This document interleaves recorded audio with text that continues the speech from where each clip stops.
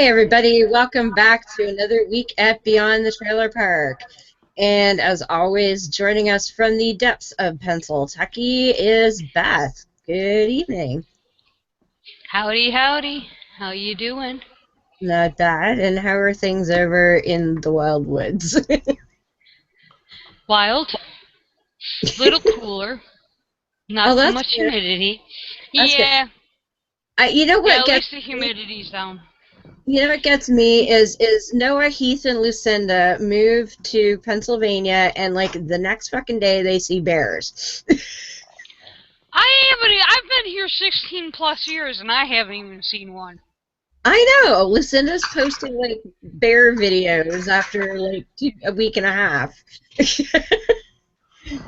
That's. Although honestly, if I were you, I probably wouldn't want to see a bear because I don't think I could get away from it. Hold on, I'm having issues over here. Uh-oh, what'd you do? I'm trying to get into the chat room. Ah, okay. Yeah, you better watch that.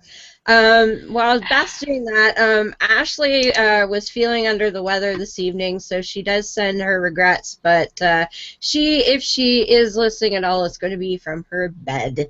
So we hope she feels better next week. Hey, she made it 4 weeks in a row. That's pretty damn good. We'll start the counter next week, and hopefully she'll make it another 4 or 5 weeks. But this week, joining us actually from the future, because it's already tomorrow over there, I'd like to welcome Pete Griffiths all the way from Ireland. Hi, Pete. Hi. And it's like 2 in the morning where Pete is, so he's a trooper joining us with his cup of coffee over there and looking pretty wide awake and dapper for that time of the morning, I must say. There he goes, gets his coffee. So, of course, this week we're going to talk to Pete all about his experiences as a former Scientologist over in Ireland. Now, as many of you know, we do have our friend Rob Robinson who's been on a few times and talked about his experience in Scientology in the United States, but it's going to be really neat to get a perspective from overseas because as much as it's the same, I'm sure there's got to be some differences and nuances and things like that. So we're excited to talk to Pete, and we're going to talk also a bit about Ron Miscavage's new book and the Call Me Billboard campaign as well. So welcome to the show, Pete. Oh, there he's got the book, Ruthless by Ron Miscavige. Awesome. So, Pete, when did you become a Scientologist? When? Yeah. In 1987, round about April time. Okay. It should have been April the 1st, really, shouldn't it? Yeah, Yeah. it should have been. Absolutely. That would have made more sense, right? Happy Oh, April yeah. and welcome to Xenu. Yeah, exactly. My way in was like a lot of people. I did the personality test, the Oxford capacity analysis that's got nothing whatsoever to do with Oxford. The one that was actually stolen from somebody else, and she never got a penny in copyright fees, and still doesn't, you know. So, but what happened was my brother got in first, and then my ex-wife got in. So, with two family members doing this like self-help thing, it seemed quite harmless, dare I say. I had heard about it, obviously. I was a big reader of William Burroughs, and I knew that he had an involvement with them, and also that he was quite critical, and he called it a cult. I was afraid of cults, obviously. Yeah. But the people I met were so nice and friendly, all my kind of fears and concerns just went away because the people I was dealing with seemed genuine. And of course, the average Scientologist is genuine. Yes. They don't realize that they're part of this elaborate con. So you're dealing with genuine people, but they're actually supporting and aiding this diabolical con. And I got sucked into that, It's basically. not like they were dressed like Hare Krishnas at an airport. No, I Robes. wish they had have been. That would have been a real warning sign, you know. Exactly. So it was very normal looking, innocuous, hey, we're here to help you improve you kind of thing. Normal looking and slightly above normal in behavior. They seem to be like happier than your average person. They seem to have a lot more about them, be a little bit more brighter, dare I say. Of course, the average person feels that he's above average intelligence. I don't know how that works, but it does. And they just seem to be like a happy, but you know, what's that song about smiley, happy people? That's what they seem to be. Shiny, happy people. Shiny, happy people. That's what they were. And who wouldn't want to be part of a group of shiny, happy people? You know. So, what are you familiar how when you first contact them, they try to find your ruin so they can fix it? Yes. So, Right. but please Well, elaborate. I didn't really have a ruin as such, but they convinced me that I could improve. And of course, like, who couldn't? You know, we all could. But that's what I bought into, the fact that I could be a better person. And I think a lot of people get involved, you know, in that way. I didn't have a specific ruin as such. And what they mean by ruin was a negative past experience or something that would have caused. Well, it could be anything. This is the thing. I mean, you know, some people might say, I'm gay and I don't want to be gay. That could be a ruin, you know, because they'll say, oh, we can cure you, we can help you, you know. Whether they would use the word cure, I don't know, but they'd certainly say they could help. I can't handle my finances. We can help you. I've a terrible time with my girlfriend. We can help you. You know, whatever you come up with as the thing that's holding you back and ruining your life, we can help you. So whatever, you know, and that is Scientology. They actually believe that they can help you. The irony, of course, is they never help anybody. I mean, you do not get your ruin cured. Did I become a better person? Yeah, once I'd left. Well, I think it's funny that you use the shiny, happy people analogy because there's a video by Diane Benscotter talking about her indoctrination into the Moonies, and she showed a couple pictures in the beginning of her talk, and she's like, "Oh, that's me. See those people with the gloves? I didn't know at the time. Those basically, she didn't actually say this. These shiny, happy people are Moonies that I joined, much to the chagrin of my parents." And that's how, as a cult, I mean, Scientology does it. I remember back in the '80s being drawn to Scientology, even in my Fundy days.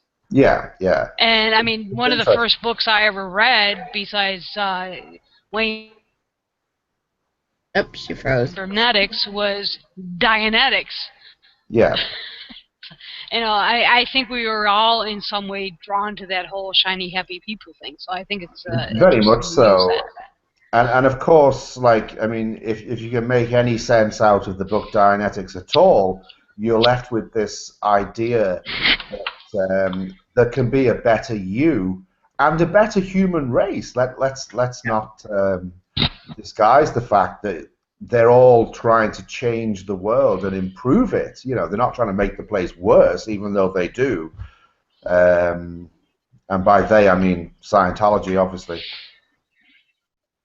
Yeah, and the thing that it gets a lot of people into is some of the introductory courses are actually beneficial. Like I can't remember off the top. There's ones like how to communicate better and things like that. And so somebody who goes and takes that course will go, "Hey, I learned a lot of valuable stuff.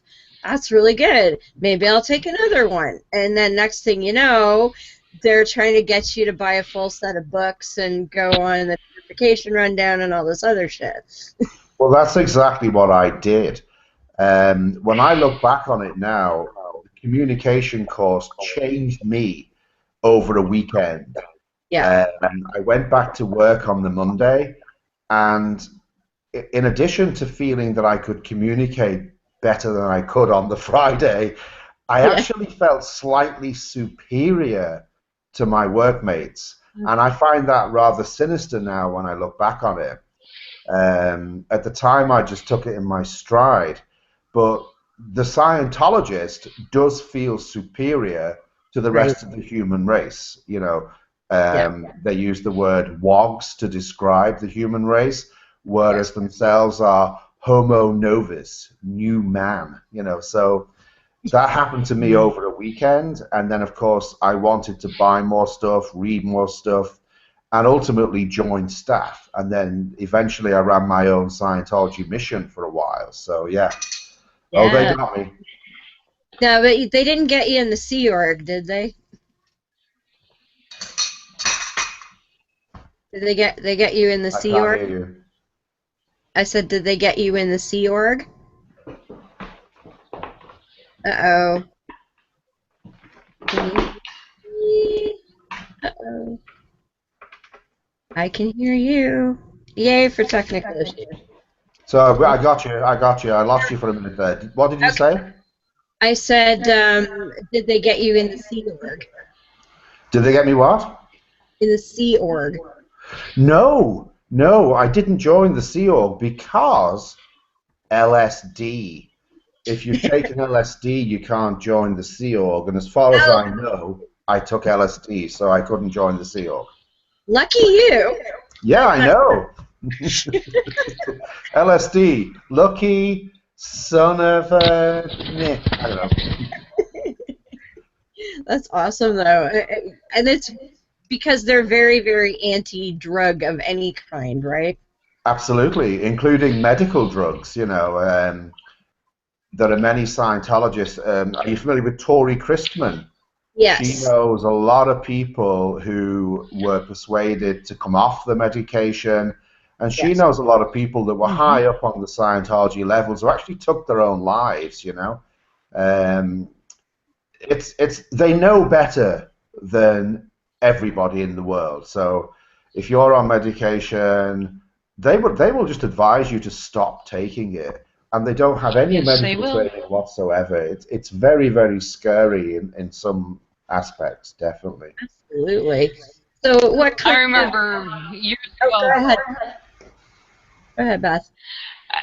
Going onto the drug issue, I know, well, back when I was first diagnosed with bipolar, I got into one of the flame groups, anti-psychiatry, and as I dug, I found out after the fact that it was run by CCH, which is their offshoot psychiatry of the Scientologists. And like you said, they are anti-medic. I mean, they literally in this group were trying to talk people into going off their psych meds. Absolutely. And I know when Cruz did his little couch jumping routine on Oprah, and who was it, Christy Brinkley, he flamed. No. I went off on a tirade because who was it? Brooke Shields. Brooke Shields. I always do that. Why can I not keep her in my head?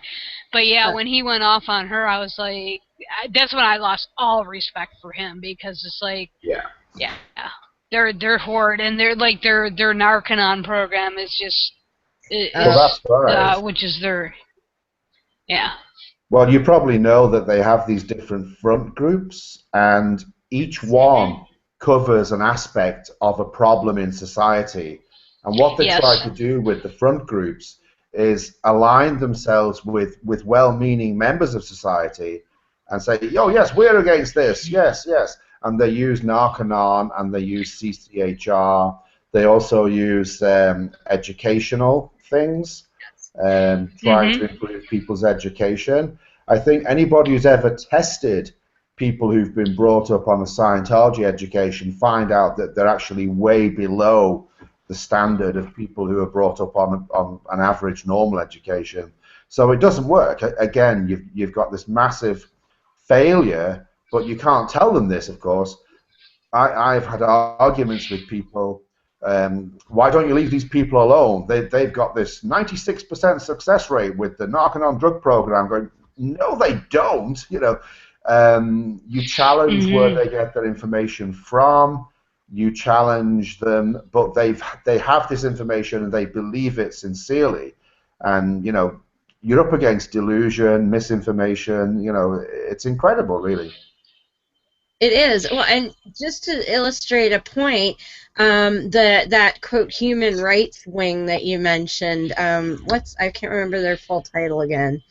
They've got different ones. There's Youth for Human Rights. That's one of them. Then there's the Citizens Commission on Human Rights. That's the one, the Citizens Commission on Human Rights. So last year in Canada, where I am, they are trying to update the legislation that deals with mental health. And they're trying to improve it and make it more inclusive and things like that. Well, the Citizens Coalition for Human Rights started sending flyers via fax to random businesses all over the province, saying that if this bill passes, it would allow the government to forcibly commit you into the psych ward, which is complete and utter bullshit. Yeah. But they were trying to influence businesses to speak out against this legislation, and that was just last year. Yeah, they've been trying that one for years. I think for a while they called it the Alaska Bill because I can't remember exactly what it was, but basically you could be sent to Alaska and that was the end of you, you know. That's where all the FEMA camps are, Beth. They're in Alaska. Oh yeah. I knew they had to be somewhere. Well, of course they're in Palin's home state. That's why she sees them all the time. That's why she sees them. As she's looking over at Russia, she misses the FEMA camps down below. Oh, yeah. Well, so tell us about your mission that you ran. Well, after 3 years in the local Scientology organization, my ex-wife and I were starving. We had a child, and she was pregnant. And we couldn't manage. So we actually left the org, which is short for organization. The interesting thing is that Scientologists don't refer to the places they go to as churches. They call them orgs. So, I know. yeah, like, that's something we should discuss. Like, when I was a Scientologist, I would defend my religion, but I knew it wasn't really a religion. And you would call it a church, but you knew it wasn't really a church. It was an org. So that again, you've got this like fascinating double think going on. Religion as that's useful to the org, right? Then it's a religion. But as soon as it doesn't matter what you call it, then it's an org. Exactly. So we actually had to leave the org because we were starving. Now you're not allowed to do that. So because I'd left without permission, I was declared a suppressive person. But the fascinating thing is, we still thought that Scientology had a lot of merit and there was a lot of good in Scientology, and we just thought it was the people that we've been dealing with that were the problem. So I applied to start my own mission in my own area, and they said, okay, do it. And I ran that very successfully for 3 or 4 years. But again, something happened whereby I just kind of like realized that I was introducing people to something that was not going to help them. And I actually stopped running the mission for a period of about 6 weeks, whereupon they took the mission off me. They said, okay, that's it, you're finished, you know. But if they had declared you a suppressive person, why would they let you run it in the first place? I know. I ran the mission as a suppressive person. That's what's so funny. The headquarters in England is called St. Hill, and I went down there to collect an award for running the best mission in the country, and the ethics officer guy there said, "What are you doing here? You're a suppressive person. You've been declared a suppressive person." And I said, "Nope, I'm here to get an award."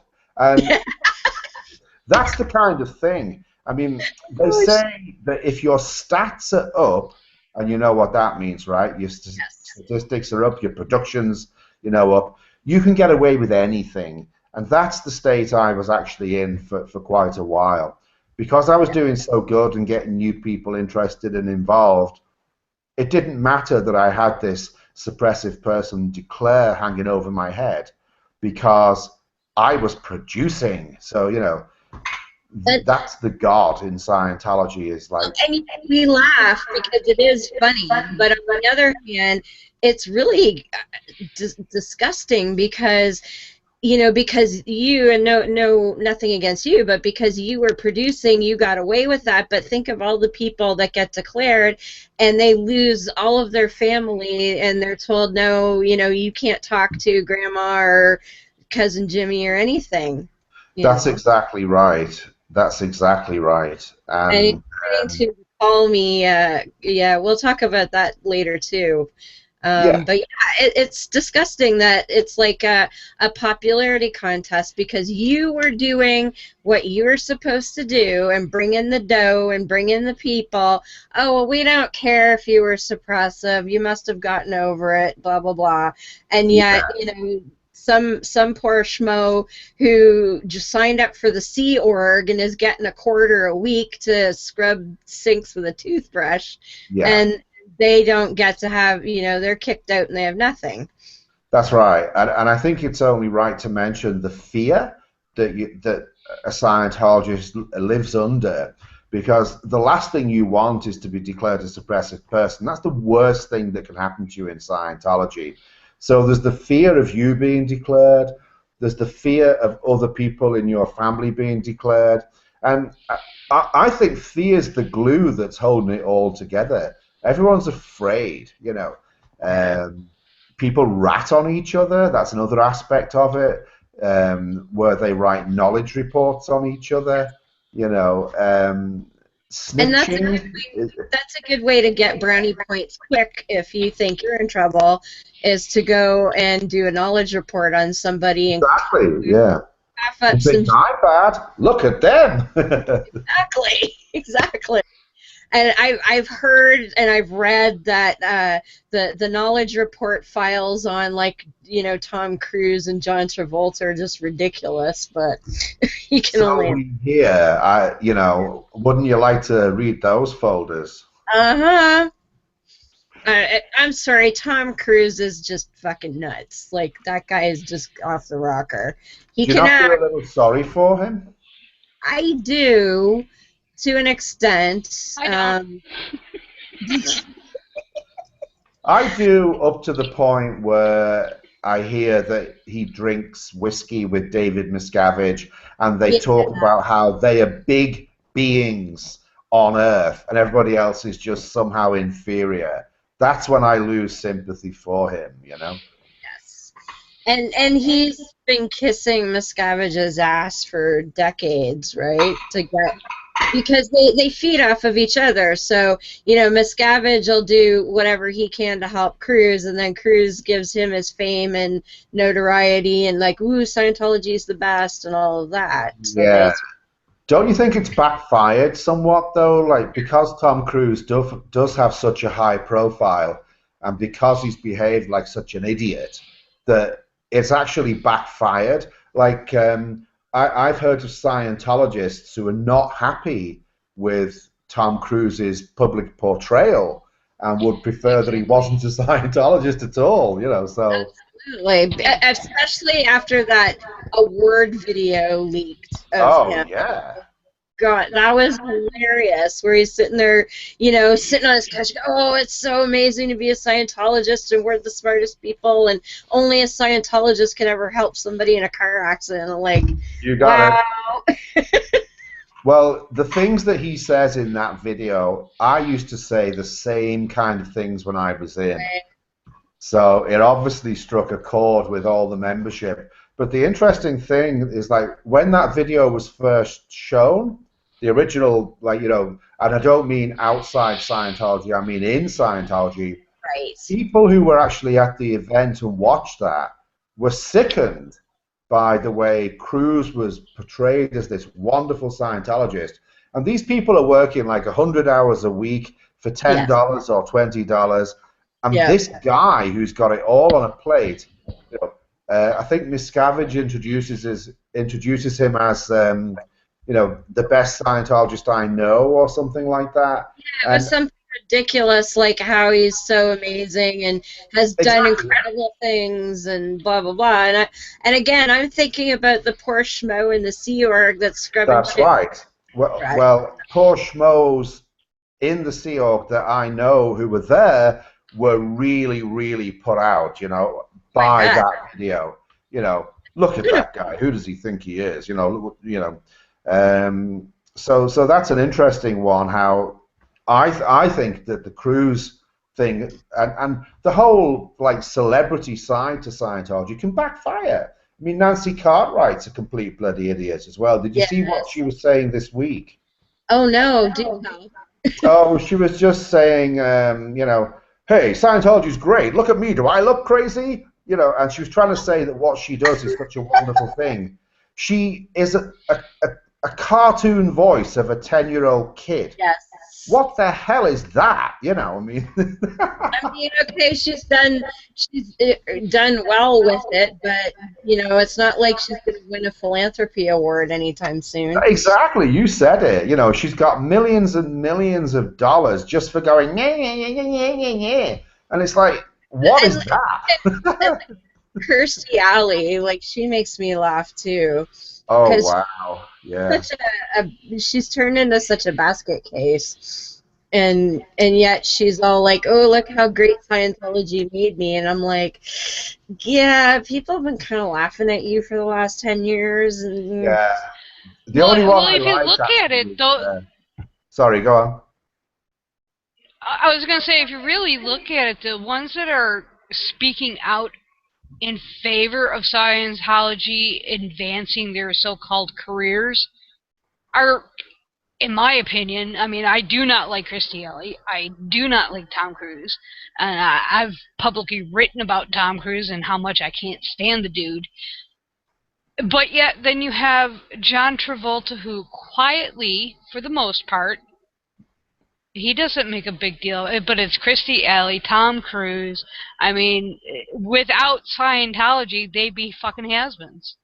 Yeah, and I think we also have to mention people who've left who are probably equally as well known and famous. I mean, obviously the main one is Lisa Marie Presley. Yes. And then, of course, Paul Haggis. Yes. You know, there's probably more that I can't think of right now.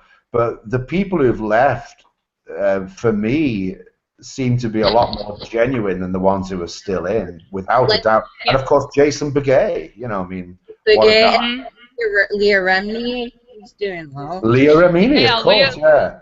Did you see the interview with Jason Begay where Mark Bunker interviews him and he's talking about the whole Scientology thing? The one Did you that's see that one? Yeah, I watched that one. It's very intensive and it's quite long. I love the bit where he says, "Show me a motherfucking clear." I love that bit. Yeah. He's quite the personality for sure. Oh, he's great, yeah. Definitely. But and yeah. then, of course, there's Katie Holmes. Yes. Now I feel sorry for. Yeah, so do I. But she had to act to protect her daughter, you know, so I mean. Yes, absolutely. Absolutely. Well, and you talking about having your family and not being able to feed your family, but by just, you know, by virtue of LSD and being out of Sea Org that you could even have a family, right? Because kind of that. Because it was at that time that they started introducing this thing about, you know, we talk about how they introduced the forced abortions.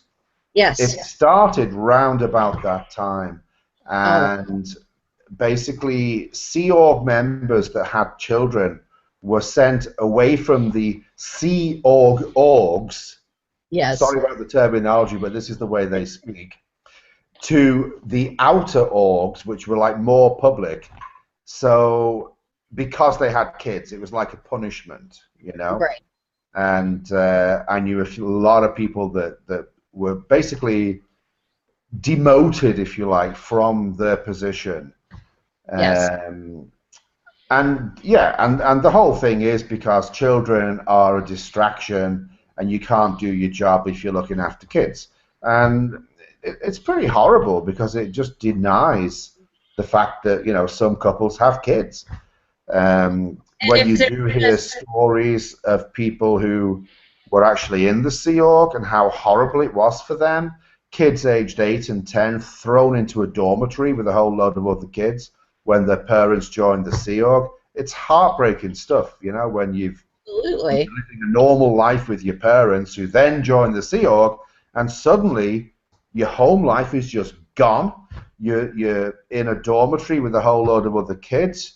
You're in a class with a whole load of other kids, and there's people there who are utter bullies and sadists, and they make your life miserable. So yeah, there's a lot of bad shit goes on. You know, I mean, we can laugh and joke. They're not allowed to have much of any contact with their parents. It's very, very limited. That's right. Did you read Jenna Miscavage's book? No, I haven't. Okay, she's David Miscavage's niece. She was the daughter of his brother Ron, and how often she saw her parents, it's just scary. I mean, she went through a big, long period of not even seeing them. How can that be right? You know, I mean... Oh, exactly, especially with the younger kids. Like you say, you know, mom and dad join the Sea Org. It's like, well, I have a 5-year-old. Oh, well, we'll just warehouse them in this quote school over here, and off you go. And they convince the parent, oh, your kids will be fine. They'll be looked after. We've got trained nannies. No, they don't. I mean, just to quickly touch on what happened in Australia with the so-called trained nanny, who was a 15-year-old boy with a broken arm, and a baby ended up dying because he couldn't look after 30 kids or whatever it was in a room, you know, and it wasn't his fault. Here's the other thing as well. When something bad does happen and someone, you know, a child loses their life, they actually look to blame somebody else and to protect Scientology. So the first action isn't to call the cops or the ambulance, but it's to call the Office of Special Affairs and get the story straight. You know, that aspect of Scientology, it sickens me, you know, to my core. It's horrible. That's what happened with the Lisa McPherson case, right? Oh, yeah. Oh, yeah. I mean, there's a lot of stuff said about that. You don't know what's true and what's not. But what we do know is so frightening, you know. I mean, they killed her. They killed her, and they got away with it, you know? For those who don't know, so of course Scientology is very anti-medication, but specifically anything to do with psychology is just bleh. And Lisa McPherson was a very devoted Sea Org member, and I can't remember exactly what started it, but she began having mental health issues. And their way, if like they will say that somebody has a mental health issue, but their way of quote treating it is to lock them in a room until they start acting basic. It's something called the introspection rundown, and L. Ron Hubbard developed it as a cure for insane people. So if you're insane, they lock you in a room. You're not allowed to talk to anybody. In her case, she hardly even took any nutrition. You know, they were having to feed her with a turkey baster, I believe. But again, you know, there's so many stories. People say, you know, the people who looked after her have been moved to the four corners of the earth. They've done everything possible to bury, you know, the story, if you like, but enough of it came out. It's horrible what they've done. And the fact that they can just, you know, spend $30 million to make the problem go away it's just beyond belief, really. And the other story that sticks out in my mind was a family with a teenager or young adult son who was schizophrenic, and they forbade him to take his medication, and he ended up stabbing his mother to death. Oh my God, yeah, that was Ellie Perkins. I Yes. believe the boy was called Jeremy. Yeah. And Right. it's funny what details you remember, but I remember that he stabbed her 77 times. Uh, Yes. I'm pretty sure he wasn't counting when he did it, but I spoke to someone who knew the family, and this happened like some years ago now, Yeah, and he it's like a said the decade or so. family's Yeah. still hurting. I mean, why wouldn't you still be hurting? Absolutely. It's absolutely dreadful. I mean, they're so against all medication. They think that psychiatrists and psychologists have been around for millions of years and are mankind's problem. You know, I believe it happened in 2003. So we're looking, what are we in now? It's like 14 years ago almost. Yeah. Dreadful, dreadful thing. Yeah, and that's just that's just two we've mentioned. I can actually think of about half a dozen more. So. I believe it. Absolutely. I mean, it must be rampant because, I mean, those kinds of issues happen to normal people all the time. And if they don't have the opportunity to seek proper treatment, they're going to explode into huge problems. Well, it does happen, and to be fair, I mean, psychiatry as a subject isn't 100% accurate all the time, and they do make mistakes, but at least they're trying. They're not pretending to have answers and locking people in a room, you know. Oh gosh, Yeah. to even think that that would happen. And it could happen. It could happen. I mean, I know family members who've lost someone because of the Scientology beliefs. Now, I always say that they can believe what they like. I have no question with anyone's beliefs. You believe what you like. But when those beliefs influence behavior and that behavior becomes criminal, that's when I've got an issue.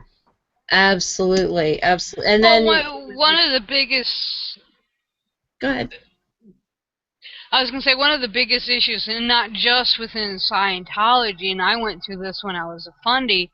At the time, I was most likely an undiagnosed bipolar. I finally was diagnosed about 6 or 7 years later when I had literally had a psychotic break and thought I could test the theory of gravity and win, is that religion in and of itself tries to hide that, we'll call it a flaw for lack of a better word, and they just they don't have any way to explain it because of their in Christianity, obviously, it's the whole creation mythology. We're created in God's image, and God don't make no mistakes and all that bullshit.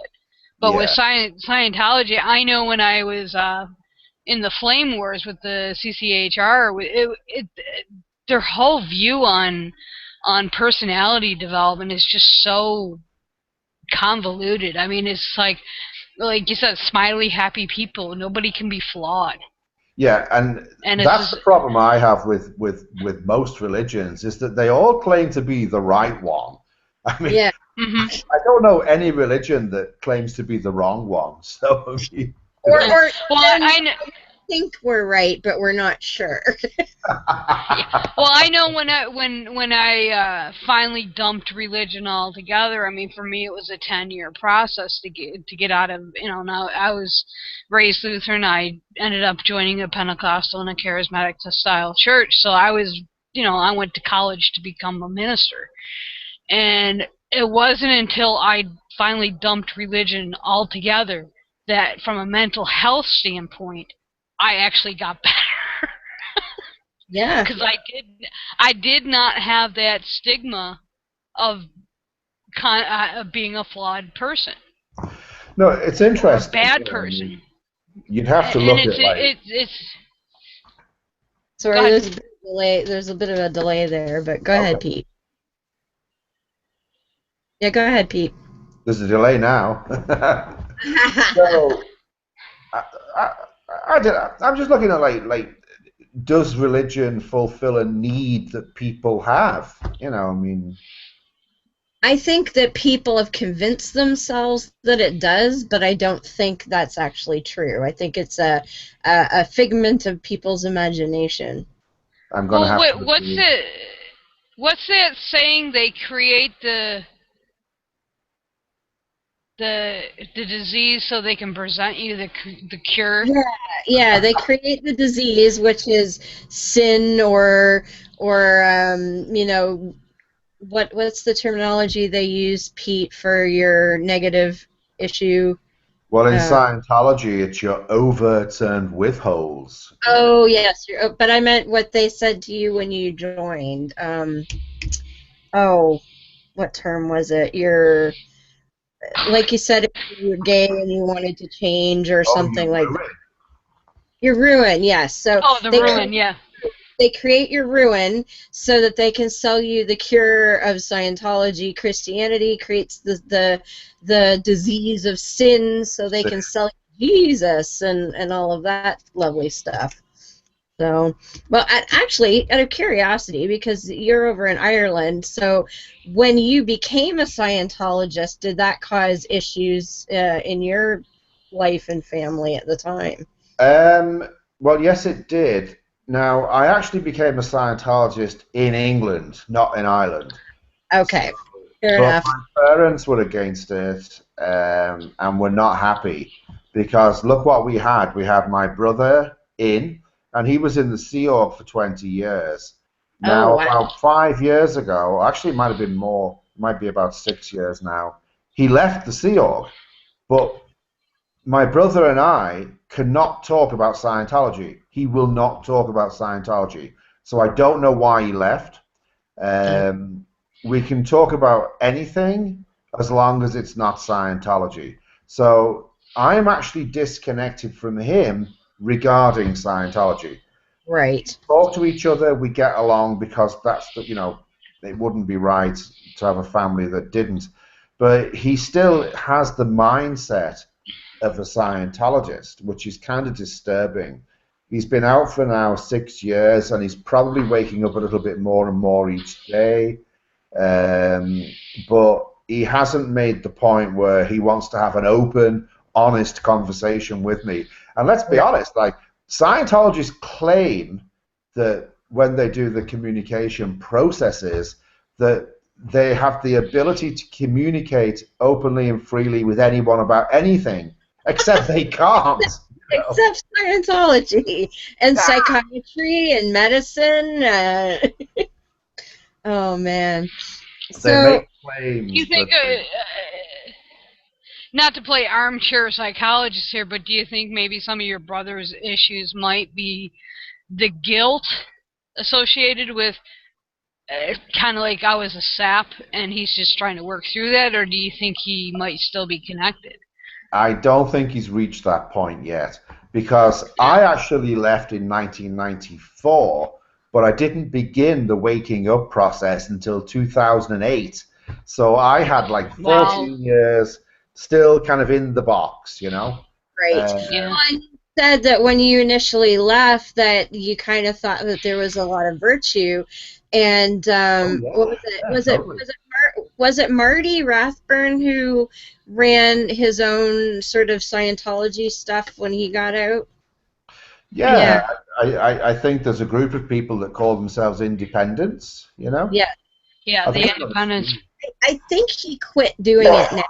Memory serves. But yeah, there were a group of them that came out that said, like you said, the tech, as they call it, the tech is good, but the people are messed up, and it's the people that are making a problem. So we're gonna leave, we're gonna take the tech with us, and we're gonna practice it the way L. Ron Hubbard wanted it done. That's right, and there still is a strong group of people who call themselves, well, there's actually different groups within that area.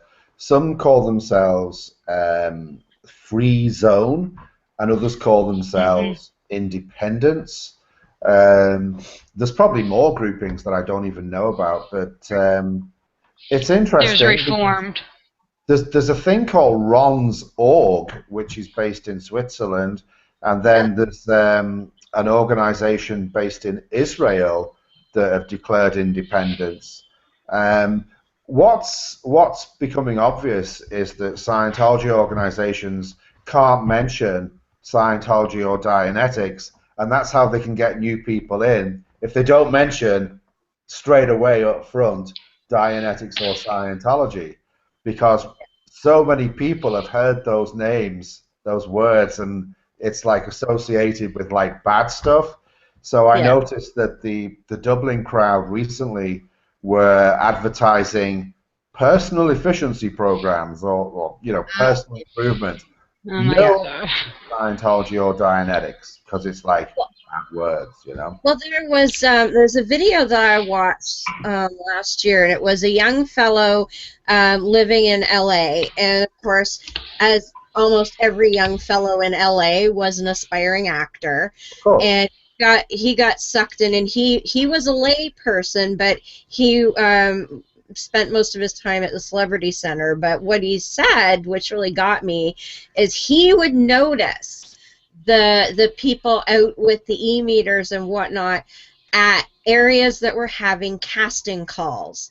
And so what would happen is when people were going for auditions, and you know 99% of them are not going to get the part, they're out there, oh, we're so sorry you didn't get the part. You know, we've got all these great programs that could help you get that part and help you get into whatever role you want, and poaching these disappointed actors and actresses that were coming out of auditions. That's right. Was that Stephen Mango? Might have been. I don't remember his name right off the top of my head.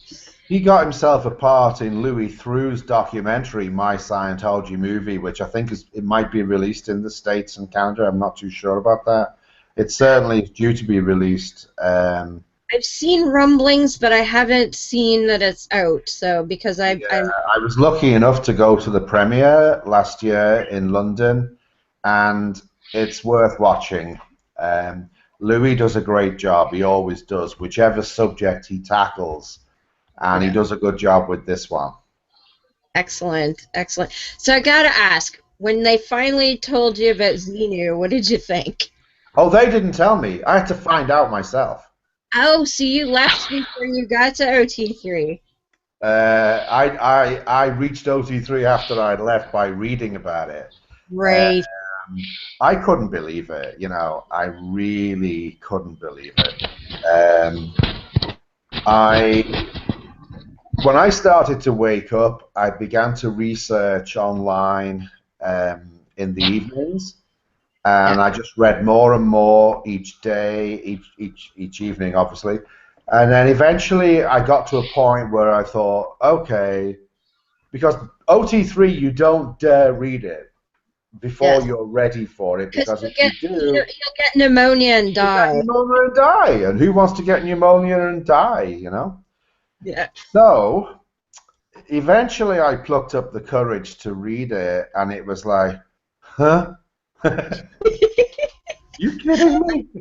Yeah, I can imagine. Like, it's embarrassing.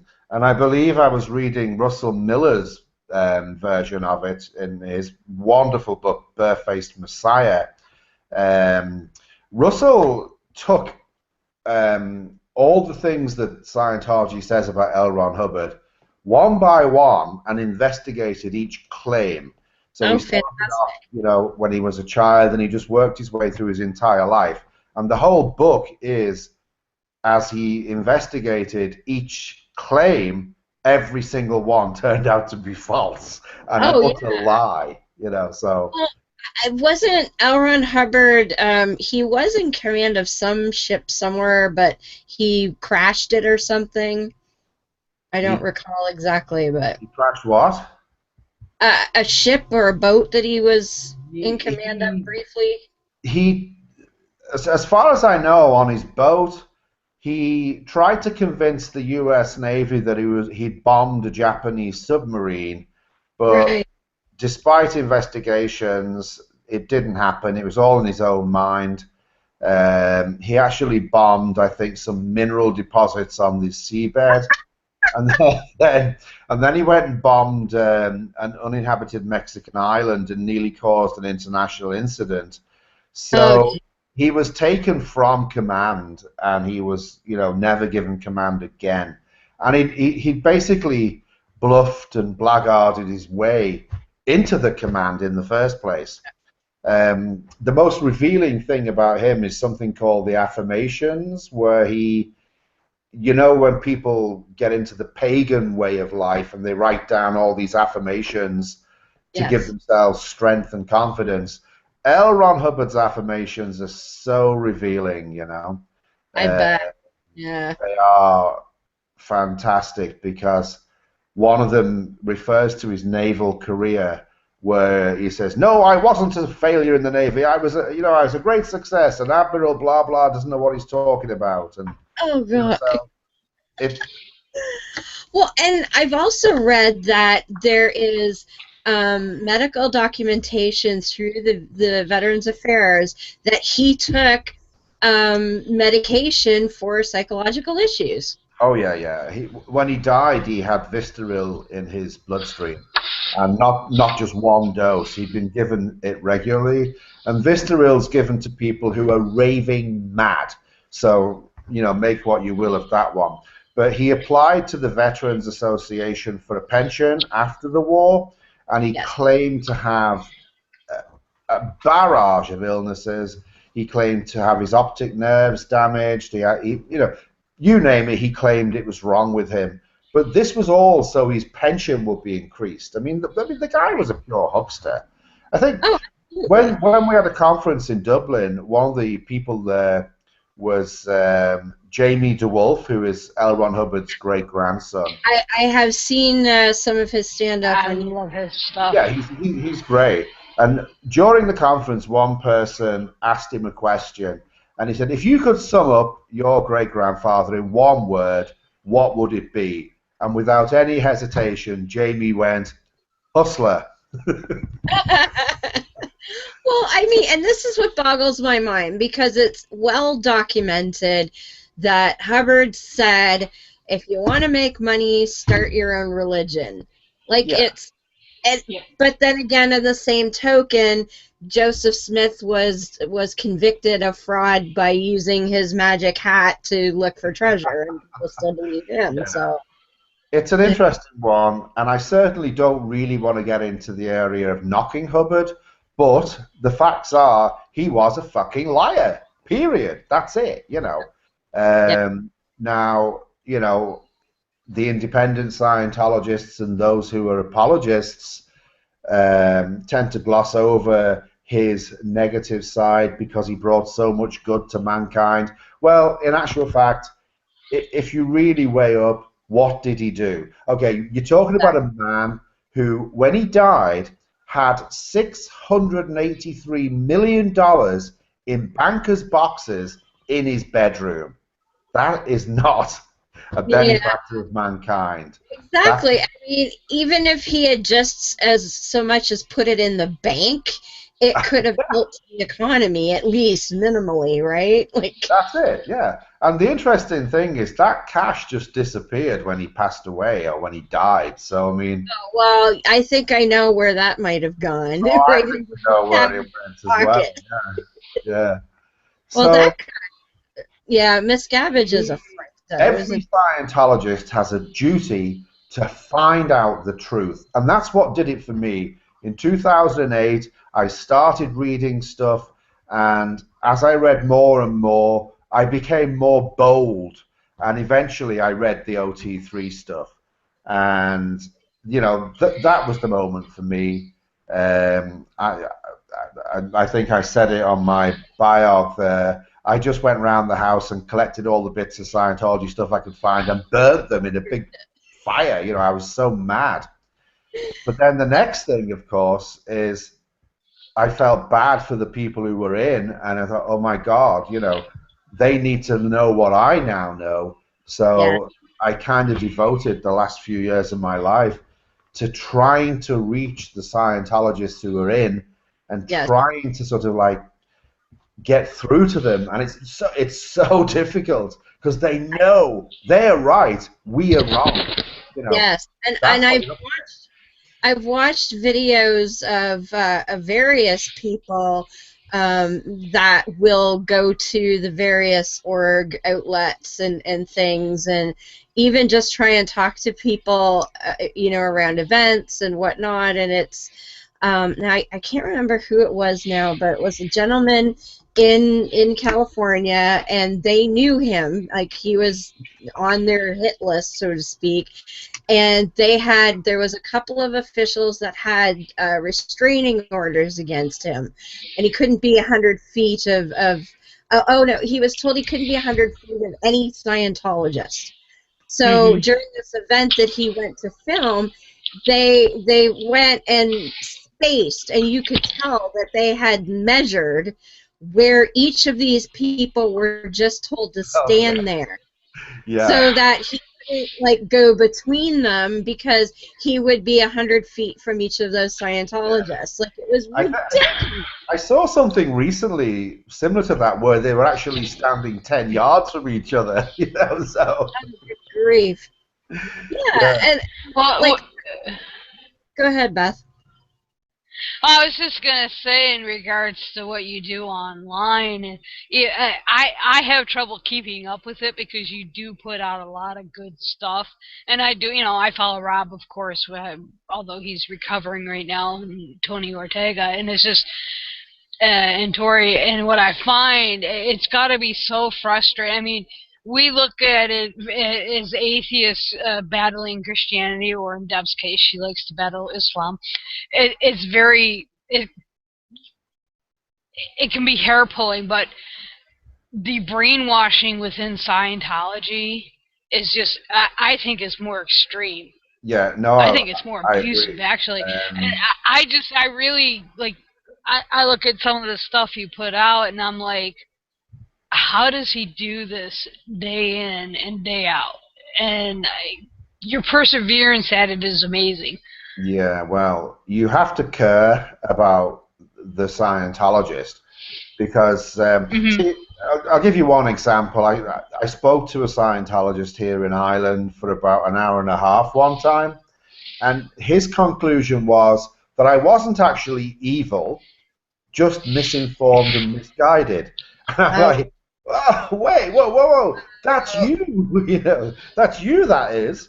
It is so difficult to break through, but I try to maintain caring about them, because that's the only thing that's going to work. And I only do what I do because I do care about them. It's not because I hate them or dislike them. And I really I don't like being called an anti-Scientologist. I'm a Scientology critic. I'm not an anti-Scientology critic, you know. Well, it's like, because I'm very vocal about speaking out against religion in general, and a lot of people like me, they call themselves anti-theist, and I don't. I prefer anti-theism, because I'm not against the person, I'm against the stupid shit they're believing. Yeah, I'd have to agree with you on that one, yeah. Absolutely. And people like Tori Magoo, she's such a sweetheart. She is. She's so, like, you see her for 5 minutes on a video, and you know she's just the most, such a big loving hippie is what she is. She's yeah. Well, do you know, when I first started to wake up, watching Tori's videos was absolutely part of my road to recovery. And I remember one day going, look at this woman, look at this woman. She can do that. If she can do that, why can't I?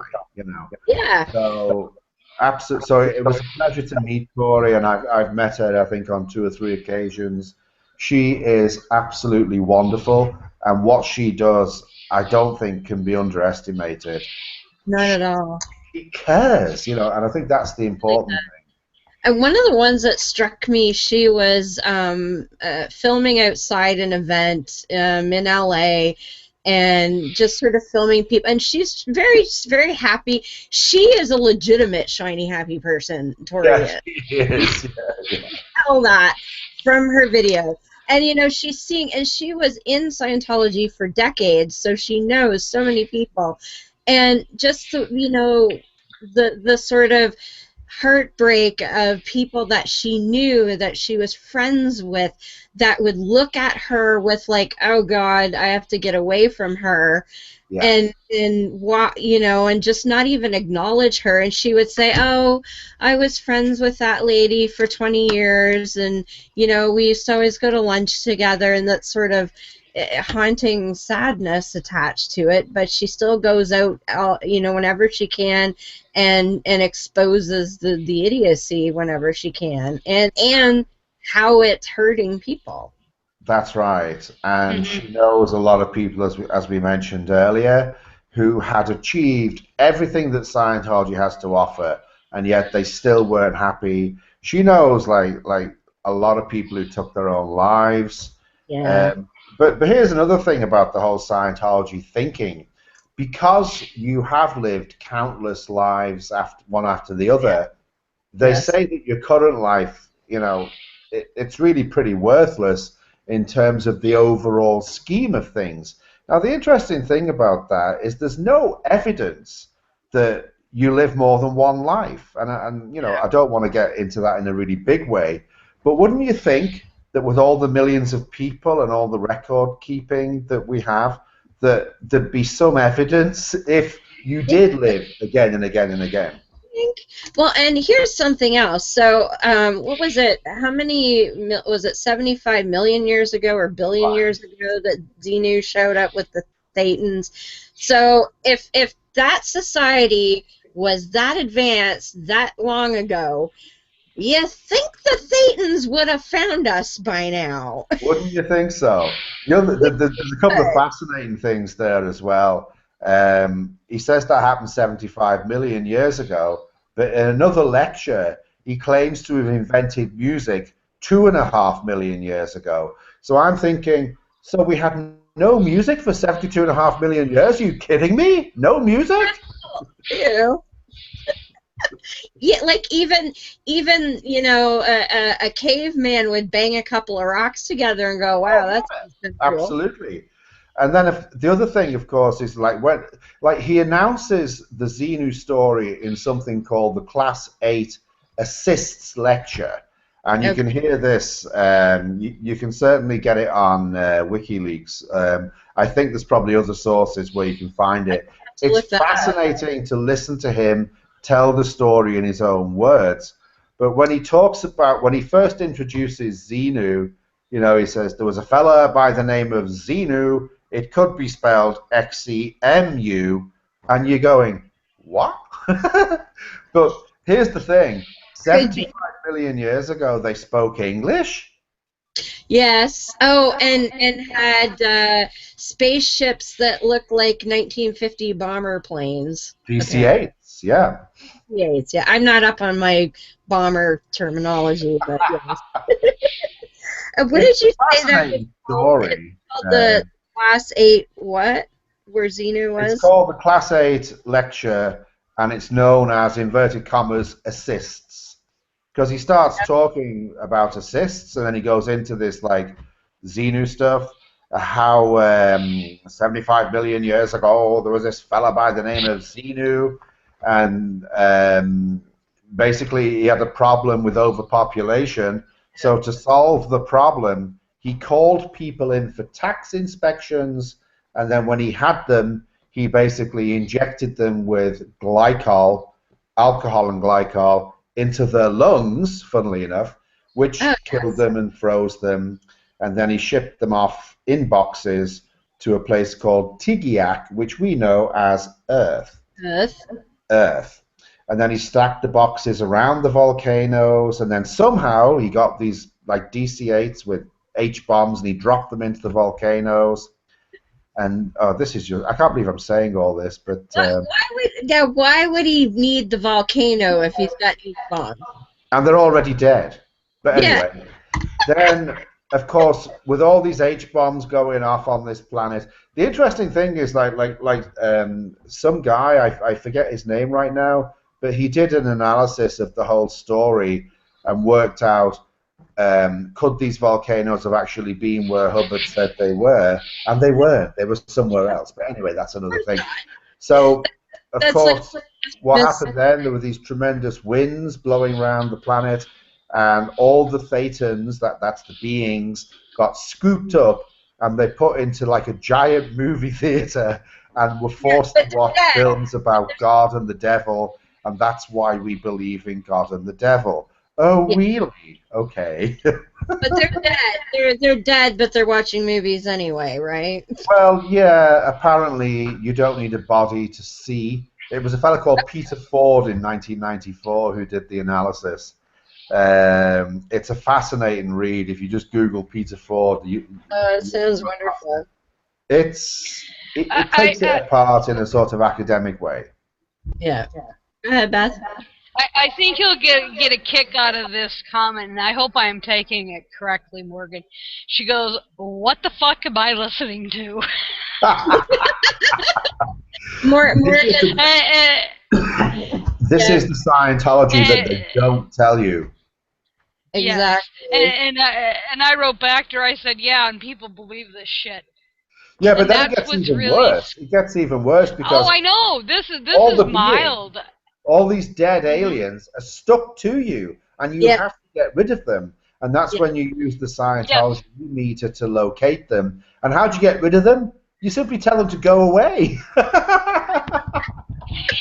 As if, you can stand there, okay, look here, all you fuckers, just get the fuck off me right now, like, just, see, I'm clear, woo! Yeah, you have to tell them to go back to the volcano that they originally blew up in 75 million years ago. Back to the goddamn volcano, like now. Fuck off. So it could be, hey, you get back to fucking Hawaii, or get back to Las Palmas, or whatever it is, And another thing that I always thought was weird, because the highest level, what is it? Is it OT8 or OT9? OT8. 8. And so it's always been said that, there's going to be more someday. And wasn't that part of why L. Ron Hubbard died, was that he was getting rid of this body was dragging him down. He's going to go and write the rest of it somewhere. He went off to Target 2, which was somewhere else in the universe, I guess, Yes. Yeah, and it's been, ages, and nobody's come up with anything else. So when they get to OT8, are they just like, okay, so now I'm just like sitting here waiting because I can't actually complete the bridge to total freedom? Well, the bridge isn't really a bridge. Yeah, it's more like a ladder that you go up and then fall off the end, So if anybody's ever to be a bridge, you go from like where you are to a higher state. It doesn't happen. I mean, there's no way.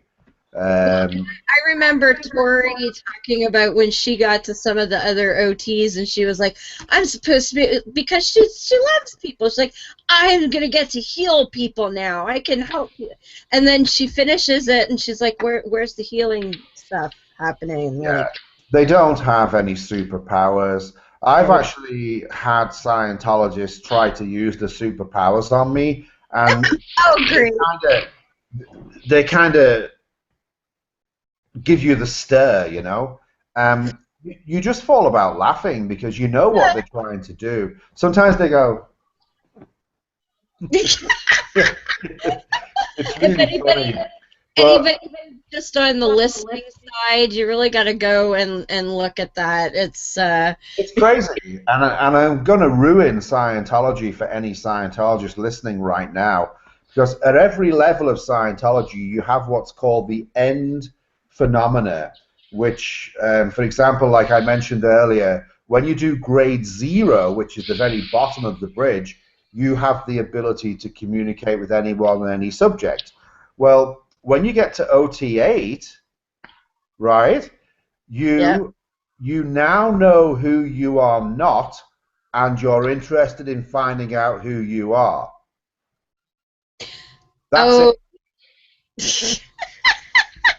And you've got to wait for Hubbard to come back from wherever to tell you who you are.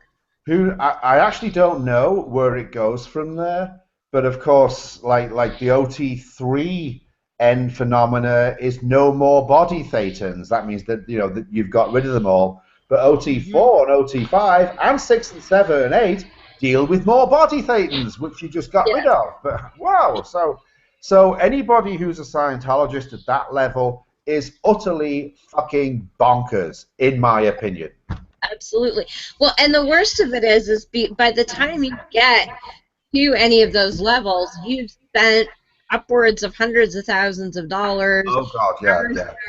hours and hours and hours. And the young fellow in Hollywood that I listened to, he talked about having, you know, just being coerced basically into spending that he didn't have. Like he said, you know, they got him in a room and they wouldn't let him leave, and they got all of his personal, like his social insurance number or security number in the States, and he said they had 3 or 4 different people on tablets and laptops simultaneously applying for credit in his name. Oh yeah. And when that didn't work because he'd already maxed out what he could get, they made him phone his grandma to see if grandma could pony up more money. And it wasn't like I remember that one.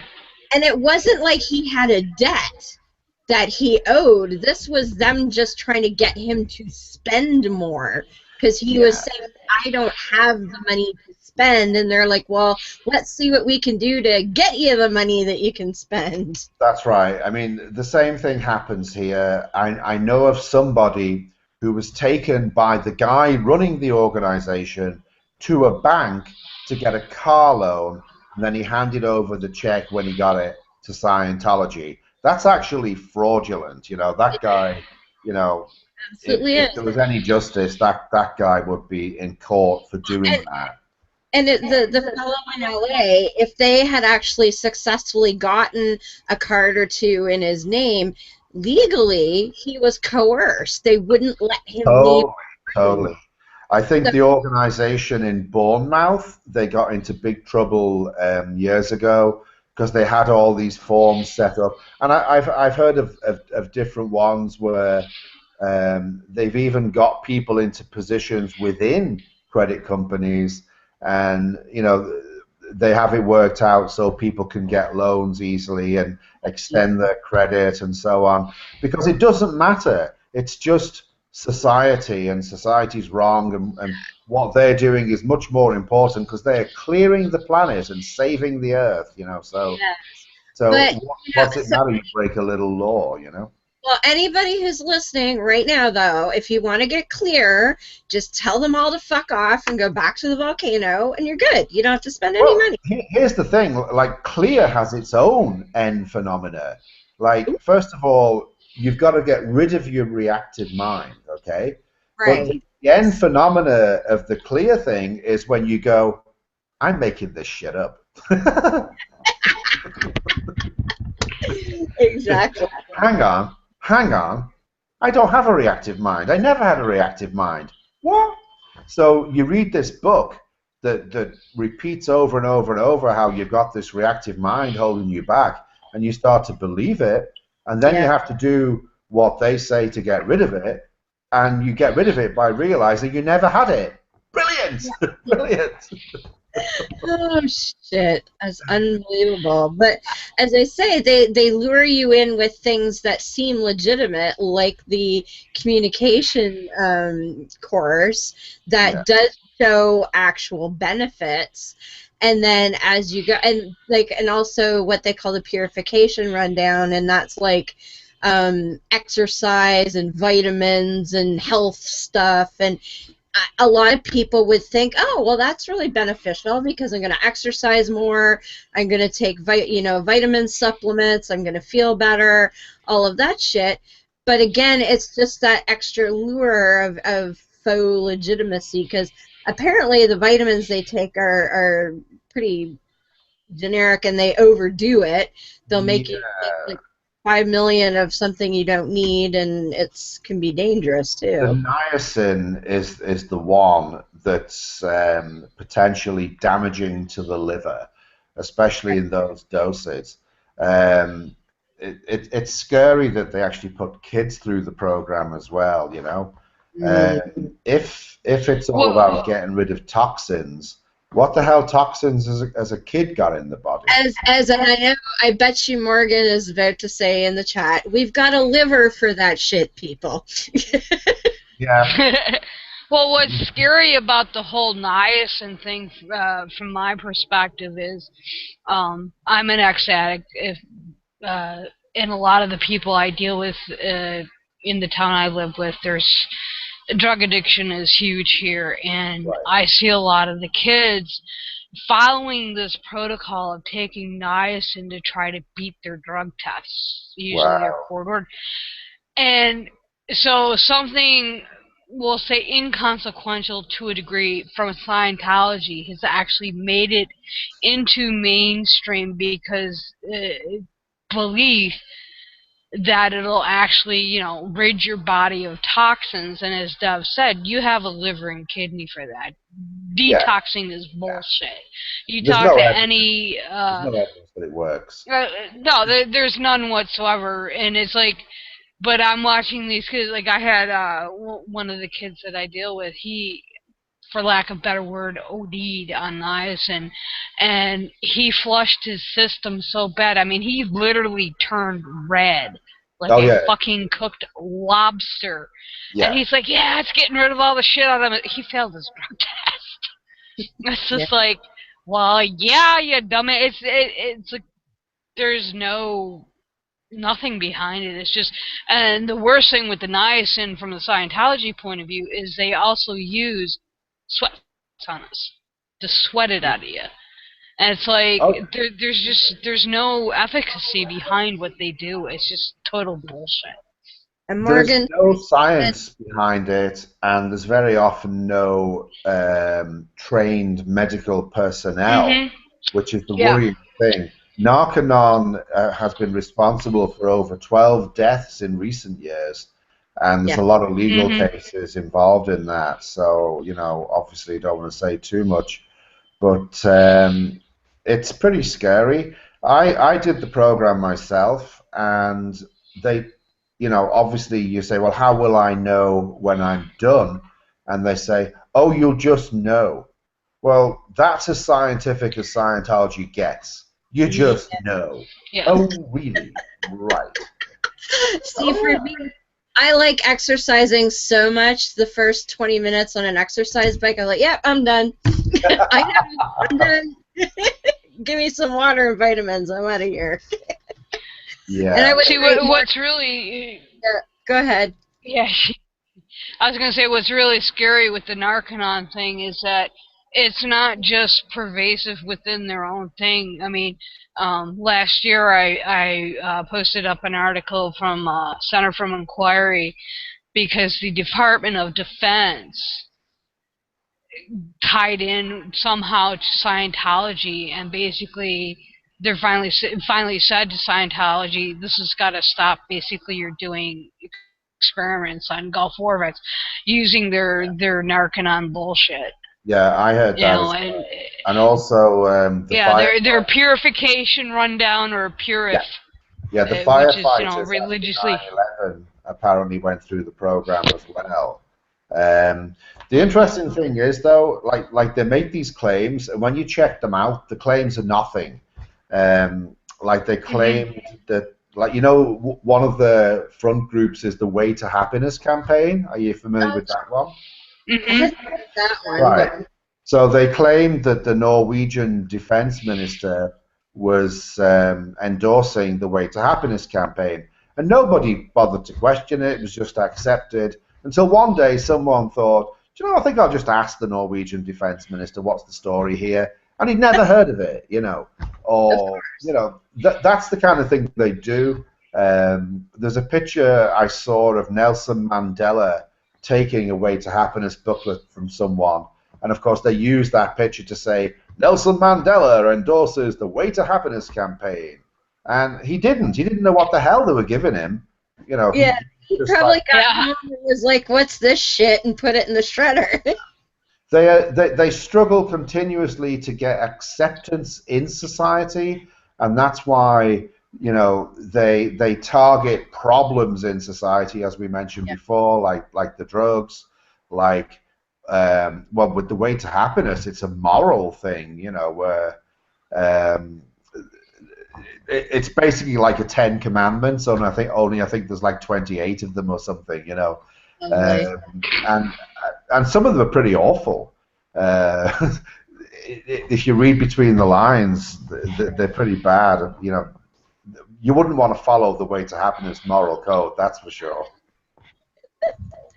Oh man. So we've got Ron Miscavige, who was David Miscavige's father, and for the uninitiated, David Miscavige is the current leader of Scientology. He kind of absconded the helm after L. Ron Hubbard died in a sort of sneaky fashion, but his father, what is it, 4 years ago, I think now, left Scientology, and he was quiet for a little while, but he has now come out with his book detailing what he experienced and what he sees, you know, how his son is running things and whatnot, and it's pretty shocking in a lot of ways, I think. It is, and we have Lisa Marie Presley to thank for the book.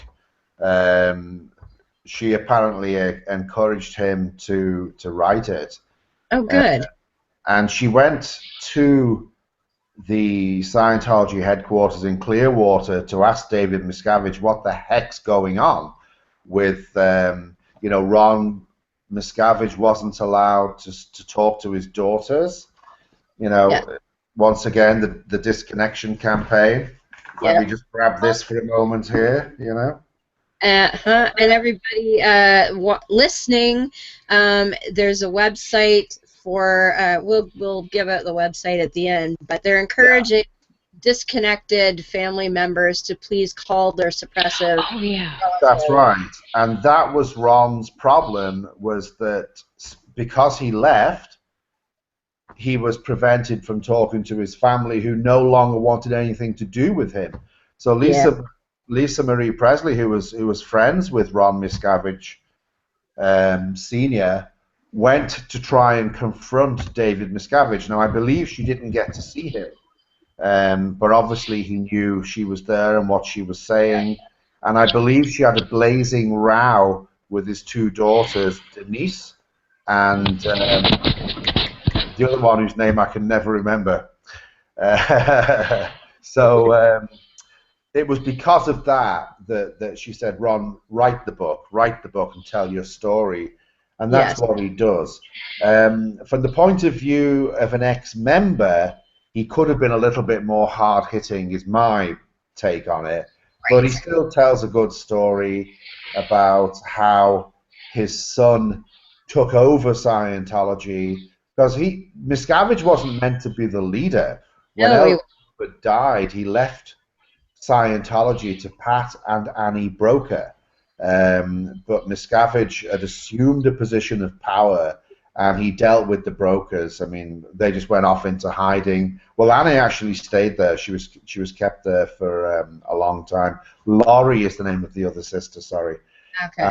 And sadly, Annie passed away, and Pat went off and lived his own life, followed by detectives, like Ron was followed by detectives. And I think one of the most famous parts of the book that has been mentioned is when he was being followed by the detectives, and he was in like a shopping mall, and he was getting into his car, and as he leaned over, his phone nearly fell out of his pocket, so he clutched at his chest, and the guys reported back to David Miscavige, oh, he's clutching his chest. They didn't realize he was stopping his phone from falling out. And David Miscavige had said, if he dies, let him die. So, you know, they thought he was clutching his chest because he was having a heart attack. So there you have a son utterly careless of his father's well-being. I think, just from what I've seen of Miscavige in videos and whatnot, and the stories that I've had related about him, I think he's a sociopath. I think there's no question about that. The stories about him beating up people, hitting them, raving, calling them names. I mean, it's a bit of a joke within the critic community, but YSCOHB is something that's said a lot, and apparently David Miscavige says to people, "You suck cocks on Hollywood Boulevard," and that's where that one comes. The original title of the book, Ruthless, actually was "If He Dies, He Dies," based on what Miscavage had said. So, you know, you've got a man who is at the head of a worldwide supposed religion. He's wealthy beyond anyone's wildest dreams. He can do what he likes. Anybody around him who was in any way capable of running the show has been kicked out or left. Yeah. So, you know, I don't know. It's interesting. What would happen if something did happen to him? Yes. You know, who would take over? I've no idea. Has he made plans? Because his wife's been missing for years. I was going to say, we talked about that when we talked about the book with Rob, and we discussed that, like, you know, and this is months later now, and no one still knows where the hell she is. Well, it's interesting that when Leah Remini got out and began to speak, she complained to the LAPD that Shelley was missing, and then they came back, I think, after the weekend and said, no, she's okay, we know where she is, she's fine. But the LAPD is under question right now because the former sheriff, Lee Backer, has been in court this week, charged with all kinds of things, lying to the FBI being just one of them. So that raises questions about the entirety of anything that they've said. It's 9 years since she was seen in public. And he still wears his wedding ring as well when he goes to of course he does, yes. But I mean, I've seen video of like Tori and other people who go to film some of the events in LA, and the police are very much supporting the Scientology. Now, it could be that they've been chosen for that job specifically because they're in support. It's hard to tell, but I mean, like that celebrity, or not celebrity center, the big blue one, the old hospital. When they have an event there, they block off like blocks. Just That's right. It's hard to know. I think recently as well, when they opened the place in Harlem and Tony Ortega went down there, they blocked off the street. They'd actually paid all the businesses in the area to close for the day, but there was one that they'd forgotten to get to, and Ortega positioned himself in that business, so he was okay. But like last year, I went to Basel for the opening of a Scientology Ideal org, and they had the street blocked off. They wouldn't let me walk down this street. Now, I didn't know at the time, but that street should have been open to people, so they had no right to stop me from walking down that street. Absolutely. And that sums it up.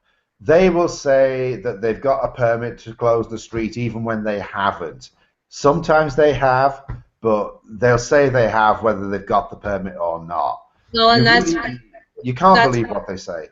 That's when Tori says, "Oh, I'd like to see that, please." And one video where she was out in front of the blue building there, and the security guy came over, and he knew who she was, you know, and he was like, you know, you can't stand here.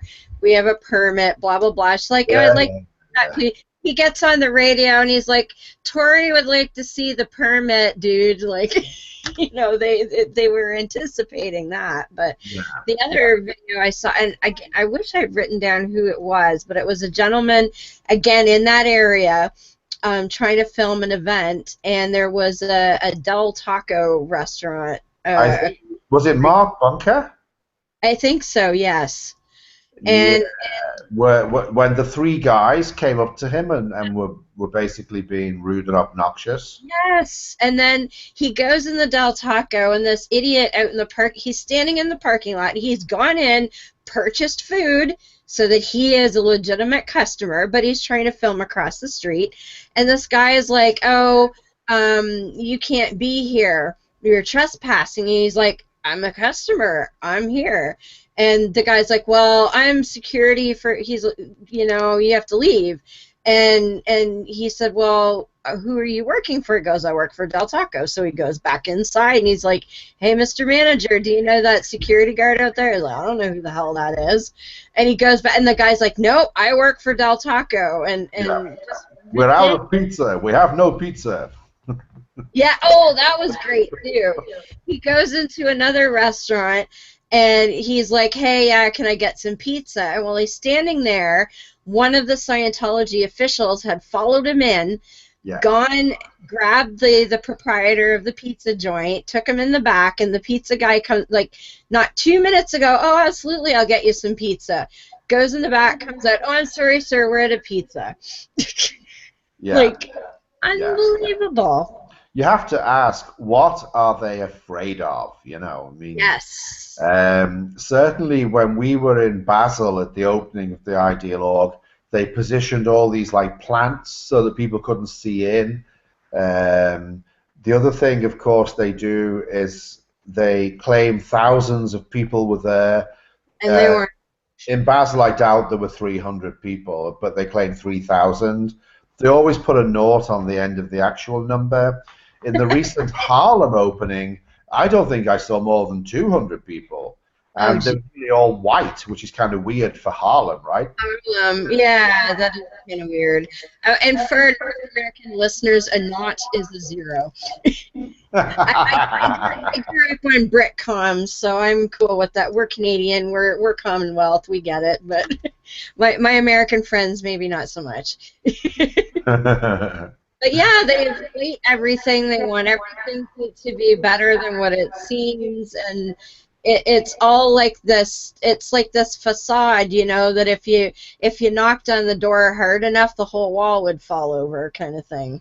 Well, yeah, and it leads to the question: just how much mileage is left in the tank for Scientology? Because I see Miscavage has 6 events a year when he lies about how well they're doing. And I think for a long time, people would think, well, it's just us that's doing so badly. Obviously, the rest of the world's doing really great. But I don't think that can be maintained for much longer, because it's pretty obvious that they're doing badly. I heard they're doing okay in Taiwan, but I mean, in countries where people have heard of them, they're not doing great at all. No. And that's the information age. I don't think they can survive the information age, because now everybody knows about Xenu, right? Yeah. There's none of this. No, you won't know until you've already invested, 3 years and That's right. You can go, oh, these Scientologist guys approached me at an event, or I walked by their building and they wanted me to come in. I can pull up my phone right now and go, what the fuck? Yeah, I mean, they try and get you to buy all this stuff, and I think almost everything's available free online. Now, of course, they say that if you get something for free, you're like a criminal because you're getting something for nothing. So that makes Scientologists feel obliged to buy everything that they have. But here's the other thing. Because these things get reissued every few years, you're expected to trade in your old stuff and buy the new stuff. And what they do is they actually alter things. Like, for example, the very first issue of Dianetics had a big list of people at the front there who L. Ron Hubbard was thanking for their contribution to his book. But subsequent editions, those names are gone. They don't acknowledge them. And just on Dianetics for a minute, the people who really inspired the subject never got a mention anyway. So you probably know that he got all his ideas from somebody else, apart from the Xenu one, which was quite unique and special to him. But it's fascinating when you start to deconstruct the subject, how he came up with the ideas. Like Dianetics they call book 1, and I guess you'd say it's the Scientology Bible. But did you ever read it? No, Beth did, though, I believe. It's a tough read. Oh my God, yeah. Did you? I couldn't hear you there, Beth. I say it's a tough read. Beth, you've done something with your volume. I can't hear you.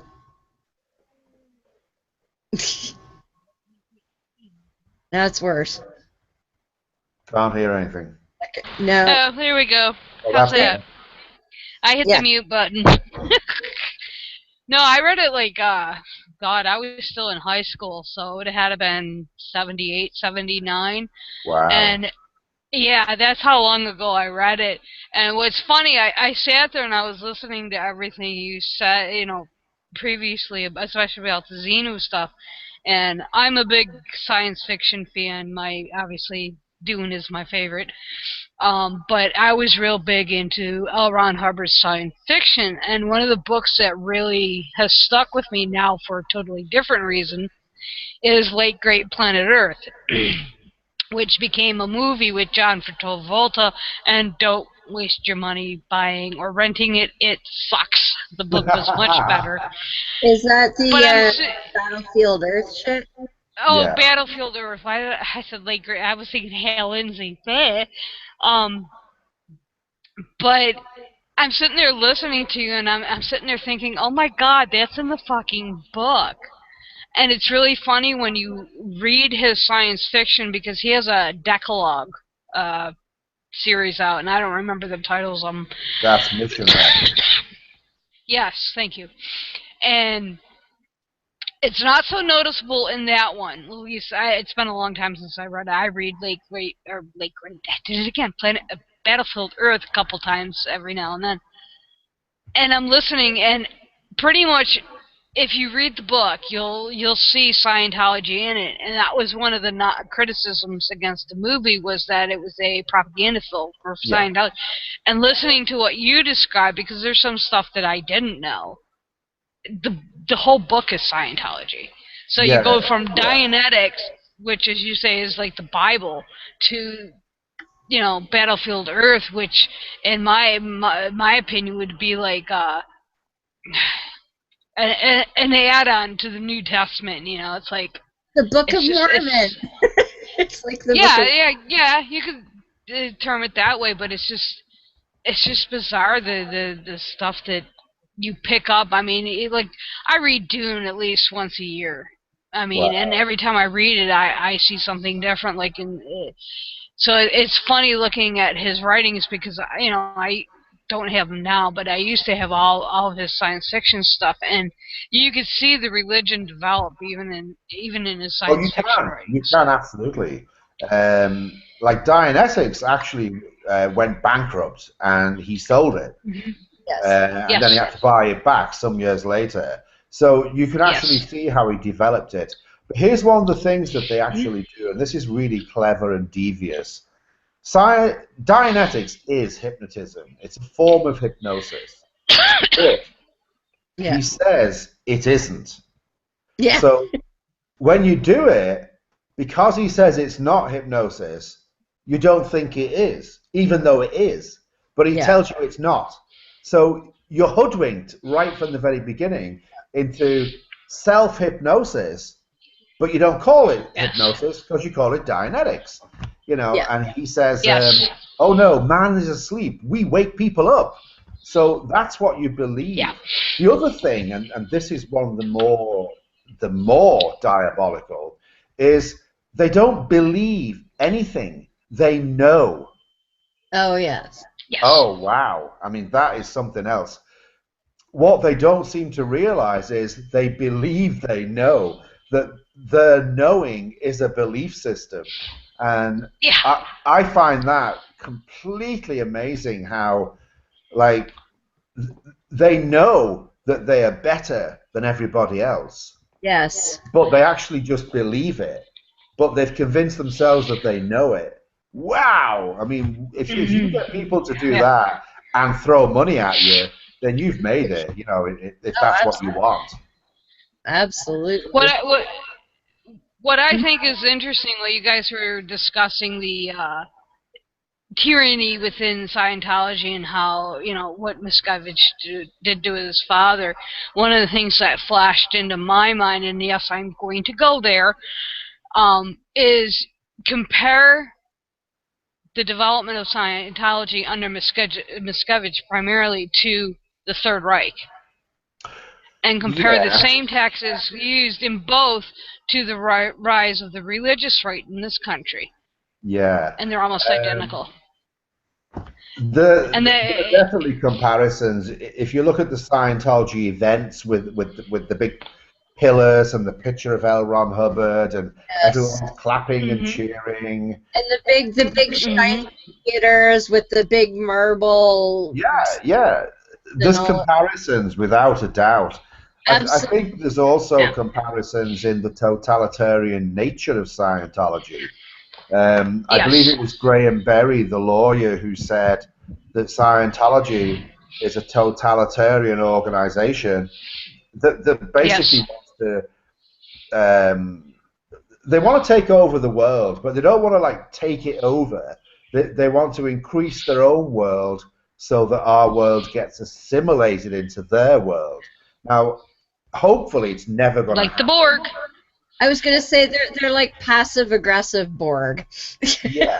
Well, and the funny thing is, you can take that comparison with Scientology and the Third Reich, and if you look at the rise of the religious right, or what I call the religious Reich, it's there. I mean, you can see, and we're now seeing the death throes of the right. And I think that's why the same thing with Scientology. I think it's in its death throes as well. I mean, it's almost identical to what happened. If you take out the war aspect of it, obviously. But I mean, Miscavage's rise to power almost mirrors Hitler's almost identically. And I'm not making that comparison in a light manner, but if you look at totalitarian regimes such as Hitler, such as Mussolini, maybe not as much, but even with Stalin, it's all there, and it's the totalitarianism that's the issue, not the. When you mentioned Stalin, Miscavige did his purges. He got rid of all of the right-hand people that he depended on initially, and they're all gone now. Like even Tommy, was it Tommy Davis, the spokes guy? Yes. I mean, there was speculation of whether he's still a member or not, but he certainly has no involvement in the running of things the way he did. I mean, that guy was everywhere. Marty Rathburn and all of the big names of the enforcers and all of that, they're all gone and suppressive people now, funny enough. Yay, suppressive people. And that's why I bring that analogy up. It's just that if you look at totalitarianism and what's behind it, it's identical to what Miscavige has done in Scientology. Well, the Sea Organization is one of the most fascistic organizations on earth. There's no question about that. They're held there by fear. There's a culture of snitching. It's pretty horrible, and they feel that they're on this, this purpose to save the world, to reverse the dwindling spiral of society. And they're the only hope for mankind. Without them, we haven't got a chance. So to hell with you, suppressive, happy, shiny people, And the funny thing is, they're the ones in the spiral downwards, but they don't. They can't see it, and it's like, it is scary, but hopefully, the more information gets out there and the more people talk about it, maybe, I don't know, here's a question. Do you think if Tom Cruise and John Travolta left and publicly said, it's a crock of shit, do you think that would be the end of it, or would it still continue? I think it probably would. I think it would limp on for maybe another 5 or 10 years, but I think that would be And I Well, also when Miscavige dies, I think that might be the end right there. Right, yeah. because most cults Well, don't think of all the survive their shit they founder. have on those two. Yeah. Sorry. Beth? I was I was going to just say, saying- think of all the shit they have on those two. Oh, yeah, of course. Okay, yeah, I mean, there's the thing. I mean, we won't even touch Tom Cruise, and I mean, rumor is within some communities I'm involved with, is that when Jet died, which is John Travolta's son, Yeah. was because he did some type of therapy. Some speculate that it was MMS, which would not surprise me because Jim Humble is an ex-Scientologist, and and use that to quote cure Jet's alleged autism. I mean, well, let's say that is true. I'm not saying it is. I mean, if Scientology knows that, that's big shit to have on somebody like John Travolta. We all hear the rumors about Tom Cruise allegedly being gay. Not that being gay is. I mean, just even if the rumors are not even true, just the damage they would cause. Absolutely. I mean, I don't think. That's why I don't think Cruise and Travolta can leave. No, I don't think so either, because the auditing, which is with the e-meter and the cans and all that, that's all recorded, like either videoed or written or audio, and they say, oh, that's just so that we have a record and we can go back and blah, blah, blah, but it's blackmail material. That's all that shit is. Yeah, I have to agree with that, definitely. Yeah, and just so people understand, I am no way insinuating that John Travolta was responsible for his son's death. I'm just saying that is a rumor that supposedly Scientology is holding over him and why he can't leave, and the supposed gay rumor is a rumor that they are supposedly, I could care less if Tom Cruise is gay. Fuck, I'm a lesbian. I have my entire life. So for me, it just doesn't compute. But I don't dislike John Travolta. As I said, he's more of a quiet one. But you look at people like Travolta, and you look at Tom Cruise and Kirstie Alley. I mean, they can't be that fucking stupid, can they? Who knows? They have to have something. Yeah. Well, John Sweeney, the English journalist, the Panorama guy who had the screaming fit, I don't know if you remember that. Yes. He called his book The Church of Fear. And once again, we've got this thing, whether it's fear of being found out that you're gay and all your fans are going to leave you and all your career's going to do what? If you're John Travolta or Tom Cruise and you are gay, who fucking cares? Nobody. Yeah, exactly. But to use that as a kind of a blackmail tool, oh well, if you leave, we'll tell everyone, what you really like, we'll tell the world your secrets. And it's not just Tom Cruise and John Travolta that have to confess all their sins. Yeah. It's everything. You rank and file Scientologist has a constant, like they do this overt and withhold write-up where they have to write up everything, absolutely everything. I mean, God, I'd still be writing if I started at day one. People are writing up traffic violations, for God's sake. I mean, it's like incredible that they're afraid to step out of line, but at the same time, there's this double thinking going on where you could be defrauding the bank, but you're writing up what a terrible driver you are, so it's like... Because defrauding the bank in the name of Scientology is acceptable. You're doing it for the greater good, but you ran a red light. Well, that was all on you, so you better... I can't believe I didn't see it right away, The fact that the emphasis was all on money when I was in. The only reason I was allowed to continue to run the mission as a suppressive person was because I was getting new people in and they were spending money. And really, that's what it comes down to. Did you ever hear about the fella called Wally Hanks? No, that doesn't ring a bell. Okay, that's worth a Google as well. Wally Hanks is recorded thrashing a 15-year-old kid. Oh. Wally Hanks allegedly got away with it because he was a big contributor and he contributed hundreds of thousands of dollars to the IAS slush fund. I'll tell you, that recording, which was on YouTube and probably still is probably one of the most harrowing things that you'd ever hear, because you can hear him beating the kid. I think he actually breaks his belt, you know. Oh. Wally was a supervisor, I believe, at the Mace Kingsley Ranch, and it lasts about 10 minutes, this thing. And as he's hitting him and beating him, he tells him to look at a picture of L. Ron Hubbard. You know, what the hell? You know, that was one of those things, just when you think you've heard the worst about Scientology, you hear something else. That was definitely one of those things for me. And that guy got away with it, you know.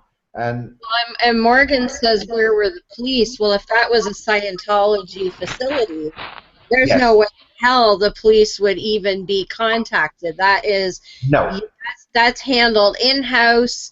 Even if they thought the guy did something wrong, they still would have handled it in-house. They never would have called the police. Because damaging the good name of Scientology is the worst thing you can do. So if Mr. X over there is an outrageous pedophile who is molesting his own kids and everybody else's kids, you deal with it internally. And there's been many, many, many cases of that. And it is absolutely disgusting and horrifying to think that rather than go to the cops or the authorities, they go to the Office of Special Affairs and they cover it all up. Gee, that sounds familiar. J-Dubs. We did a show. JWs. We have a friend of ours who left Jehovah's Witness. Well, we have a few of them, but we discussed that recently, the Jehovah's Witnesses, and that's the exact same thing. That protecting the Watchtower Society is far more important than whatever happened to some kid. Absolutely. Same thing in Scientology.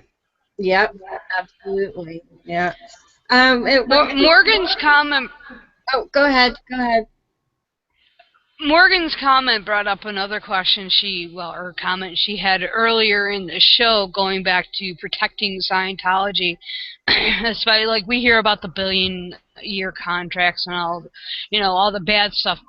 And she kind of said, and I know Rob has spoken to this, and I'm having a brain fart at the moment, so I can't think of what his answer was, is why people are not suing them for these incidences. Because they're getting blatantly.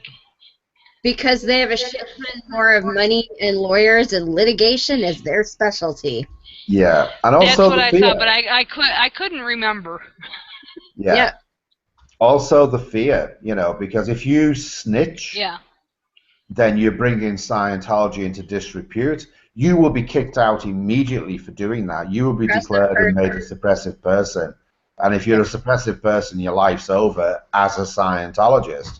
Right. So once again, that's the problem, Absolutely. Is there statute of limitations in child abuse cases? I'm not sure. Right. It depends on the jurisdiction, I'm sure. But I was going to say, we're getting near the end here, but I wanted you to have an opportunity to talk about the Call Me Billboard program before we go, for sure. Let me grab the board, Excellent. So tell us a bit about that, Pete. Well, the campaign was started by Phil and Willie Jones because they've got two adult kids in the Sea organization who basically won't call them. Now, I believe they've since called them and said, stop doing this, please stop doing this. Yes. But obviously they've been told, bringing Scientology into disrepute, how could you do that? Well, I'll tell you why we can do that, because Scientology is actually a corrupt, evil organization. It's that very simple. Now, disconnection policy, they say, doesn't exist and that it's a personal choice. In fact, I had a Scientologist say to me last Monday that it's a human right to communicate to who you want to. Yes, it is, but not when you've got an organization supposedly beneficial telling you who you can and who you can't talk to, and your own parents are on the list of people you can't talk to. Give me a break. So there's the address anyway, Scientologydisconnection.com. StopScientologyDisconnection.com. There's also a lot of other sites as well, like Ex-Scientology Kids.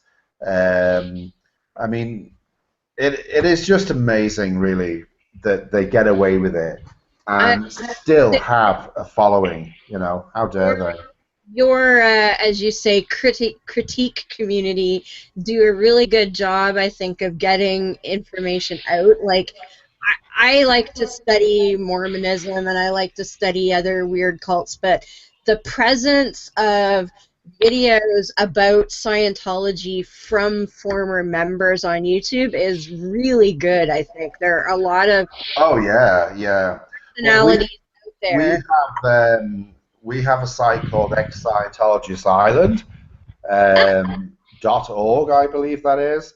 And of course, Chris Shelton does a lot of great videos. TonyOrtega.org has a very, very vibrant community of Scientology watchers and critics. And on Facebook, we have a group called SPs Are Us, which was kind of a joke. It's fun. Joke kind of a name, you know, but. And there's a lot of good articles get posted in there for sure. So, yeah, and that, I mean, you know, that's actually how I kind of got to know a little bit about you, because you. Right, okay. Well, we tried to make it a news group, you know, and we tried to keep the drama to a minimum. So that's what we aim for. You added me to the group, which usually would piss me the hell off. But I'm like, wait a minute. SPs? Oh, this is going to be good shit. Let me read. Yeah. Well, the real end phenomena of Scientology is an SP, you know. It's like, so. Absolutely, you got that right. When you become an SP, you've made it. Well, I became an SP before I was ever a Scientologist, so I went about it the right way. Yeah. You got to work up the levels of SP now. You know that, right? Okay, I'm working on it, man. Like I'm a firebrand atheist, so I can take, yes, I can take on multiple religions, and Scientology is one of them. So. Oh yeah. Well, I became a pastafarian recently, so there you go. Ramen to that, my friend. We actually had on the show the first pastafarian to swear a public office in the United States, like with full colander and gospel and everything. Yeah, it was pretty awesome. City councilor, but it's still a public office, so you know that was pretty cool. So yay, Ramen! I actually met his noodliness at the Reason Rally in D.C. Oh wow! Okay, that would be interesting. He showed up in all his noodly appendages, and yeah. Were you touched by his noodly appendage? I was touched by his noodly appendage, indeed. Yes. Excellent. Before we go, Pete, is there anything else you wanted to touch on, or any other sites or thing? You've got a YouTube channel. You should promote that. Yeah, I do. I use the nickname Pedro FCUK online quite a lot. And that can find me on Facebook or YouTube. So, yeah. Yeah, it's... at least you weren't touched by Xenu's noodly appendage, right? Oh, hell no, I don't want... Yeah, no. That guy's tainted with thetans and shit. Like, no. Yeah, get these body thetans off of me. Yeah. Cuties. No, but if I could say anything to any Scientologist, it would be just... Like L. Ron Hubbard actually used to say to people, look, don't listen. In other words, look at the facts rather than listen to what people are saying. And the fascinating thing for me is that Scientologists don't do that. They listen to what David Miscavage tells them rather than look at the facts. And if they could do one simple thing, it would be, look, don't listen, you know.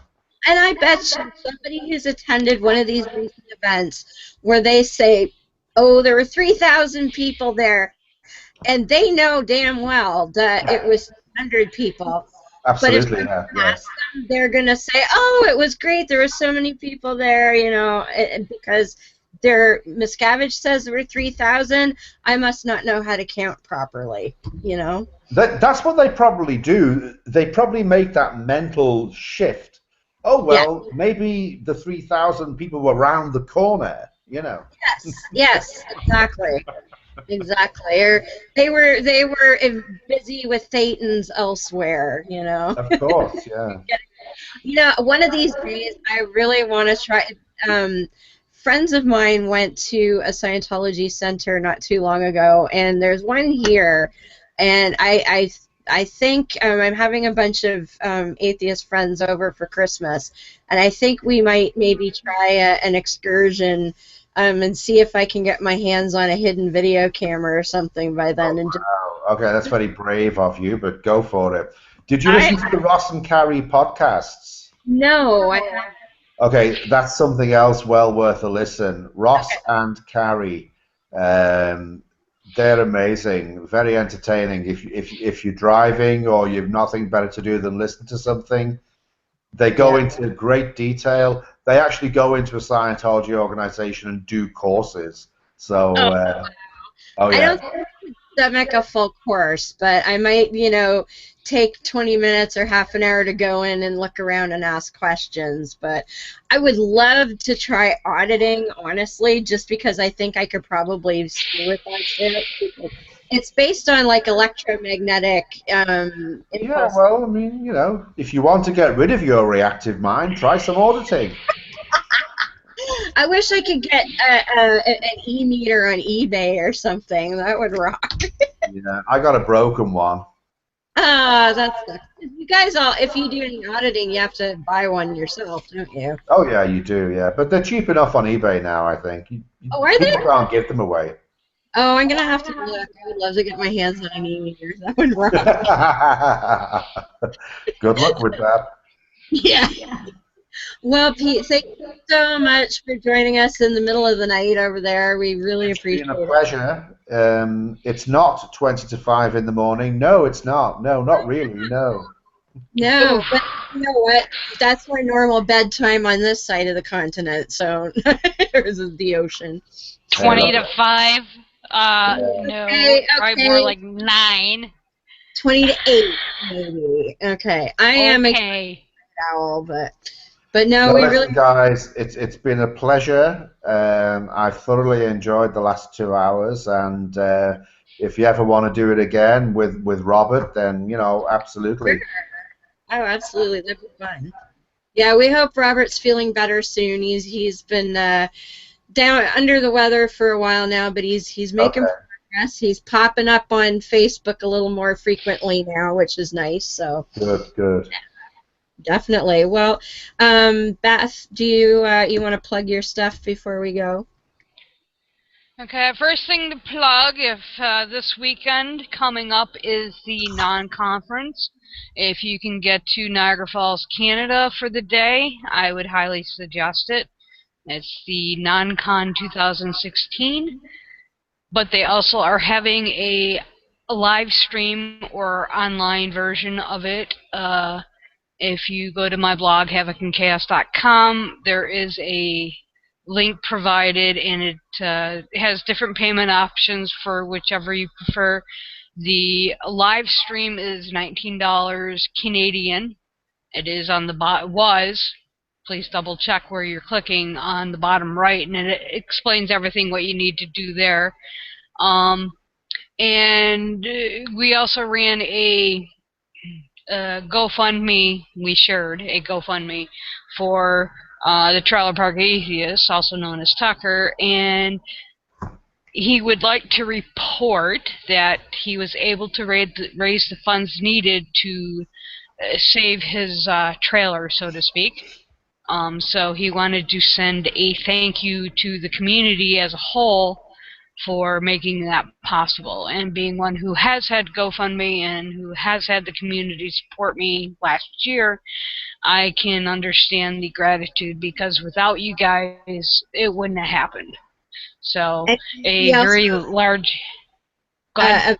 thank you, and he also said, and a hairball from Professor Fuzznuts. Yes. But yeah, that's huge that we were able to do that. Regardlessly, I couldn't donate because my finances aren't any better than they were, but well, not better, but they're stable, but they're not great. So thank you guys for doing that. Absolutely. Yeah. Tucker was very touched that he could do that. Yeah. And oh yeah, go ahead. Go ahead. No, I was just gonna say the easiest way to find me is on Twitter, Dune998, and that connects to my blog, which is Havoc and Chaos on Blogger.com, and it also connects to my Facebook under Beth A. Hambridge. I can leave the last part out now. But yeah, all three are connected. But Twitter's the easiest, and I do try to respond within 24 hours of a DM. So. Okay. That's the best place to find me. Awesome. Now, of course, we've bing talking about the Taylor Scholarship every week now because of our good friend Along Black Cock. Hi, Along. He asked us to do that, of course. So the Taylor Scholarship is part of the Whitefields Educational Foundation out of Utah, where they provide counseling services for people leaving religion. And the Taylor Scholarship is a fund setup originally by David Michael of My Book of Mormon podcast, which helps people who cannot afford to get this counseling to be able to afford to get counseling through the Whitefields Educational Foundation. So that is whitefieldseducational.org/My Book of Mormon podcast for the Taylor Scholarship if you would like to donate. Also, as you guys know, I'm also found Sunday mornings at 12:05 a.m. on Holy Crap, the Vlogcast. And our good friend and panelist from that show, Chris Sampson, over in the UK, he is participating in a charity boxing match in September in order to raise money for cancer. So that is on the 18th of September in a place called Preston Guildhall. But he's looking for sponsors for his boxing match. He's got to train for the next 4 or 5 weeks so that he can do that. So if you're interested, you can support him from anywhere, but if you are interested, you can actually go watch him if you're over there in the UK. And the website is justgiving.com/fundraising/Chris-Sampson2. And of course, I put the links in the show description. So if you don't want to follow all that, you can just go below and click it later. And I was also going to mention that with the non-con, because last time I couldn't remember all the speakers, but the headliner, of course, is Majid Nawaz, who is the Islam reformist who's written the book with Sam Harris. We've got Nada Topolowski, who is a member of Femin, which is a radical feminist group that tends to protest topless with stuff written all over them. We've got the friend of the show, Ali Rizvi, who's going to be speaking. A gentleman named Scott Clifton, who was on General Hospital. He's going to talk. We've got Raheel Raza, who's the president of the Council for Muslims Facing Tomorrow. Catherine Dunphy, who is a member. She was a founding member of the Clergy Project, which, of course, is former clergy. Generally Christian at this point, but ex-clergy who are now atheists and support the community. We also have Anya, who does the Nice Mangoes blog, a well-known ex-Muslim blogger. And Christopher Tacarlo, who is a local professor of philosophy who wrote the book How to Be a Pain in the Ass. I met Chris. He's an awesome guy. And he has spearheaded the campaign to bring critical thinking into our high school curriculum in Canada. And lastly, but certainly not least, also friend of the show, Armin Navabi, who is the founder of Atheist Republic. So it's a great group. And if you can't make it to Niagara Falls, for basically 20 bucks Canadian, you can webcast it live. Just so you know, though, this is just like pay-per-view, so you have to watch it while it's on. You won't be. They will probably put out videos once it's over, but that's not part of this. You have to be there to watch it, but I highly recommend it. So, and very, very lastly, we had Pastor Jay or Jason Camo on a couple of weeks ago talking about his podcast with Know the Truth, or Kno. And Pete, in case you're wondering, he does a satire pastor character with his new podcast. Well, very cool. I'm actually going to do some voice work for Jason, so look for me coming up. So we're going to be plugging the Know the Truth podcast because, hey, he's worth it. So I think that does it all. Next week, our very own Morgan Stringer, who was hanging out in the chat room, she's going to come and talk to us about French camp, which was the ridiculously fundy camp that she was sent to as a, quote, school growing up, and all of the ridiculous shit that she had to put up with in that environment. So look forward to that. Next week, same time, same place, 9:30 p.m. Eastern, live on Spreaker. Come join us in the chat. And I think that does it all for this week. So, as always, I will leave you with our friend Dave Foda and his Humanist Creed, and we will see you all here next week.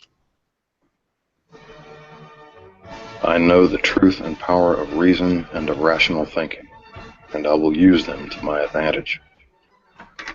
I know the truth and power of educating myself and of expanding my intellectual boundaries, and I will educate myself. I know the truth and power of vanquishing ignorance, and I will do so whenever the opportunity presents itself. I know the truth and power of morality without supervision, and of true and accurate righteousness. I know the truth and power of obliterating tyranny, be it intellectual, emotional, or philosophical, and will work toward that goal whenever and however possible. I know the truth and power of human ingenuity. I know the truth and power of human compassion. I will be mindful of the welfare of others. I know the truth and power of equality and fairness for all living things. I know the truth and power of the importance of our families, our friends, and our fellow men and women. I know the truth and power of human stewardship of our lands, our waters, and our skies, and I will try to act to preserve our environment. I know the truth and power of the sciences of mathematics, physics, and of chemistry, and of the important role of these disciplines in understanding the workings of this cosmos. I know the truth and power of the rejection of all notions or beliefs that reside in the supernatural or the superstitious, and of those notions or beliefs that we are not supposed to be able to explain. And I know that these rejections are necessary for humankind's survival. I am a human being with a free mind, liberated from irrational influence and from unreasonable dogma.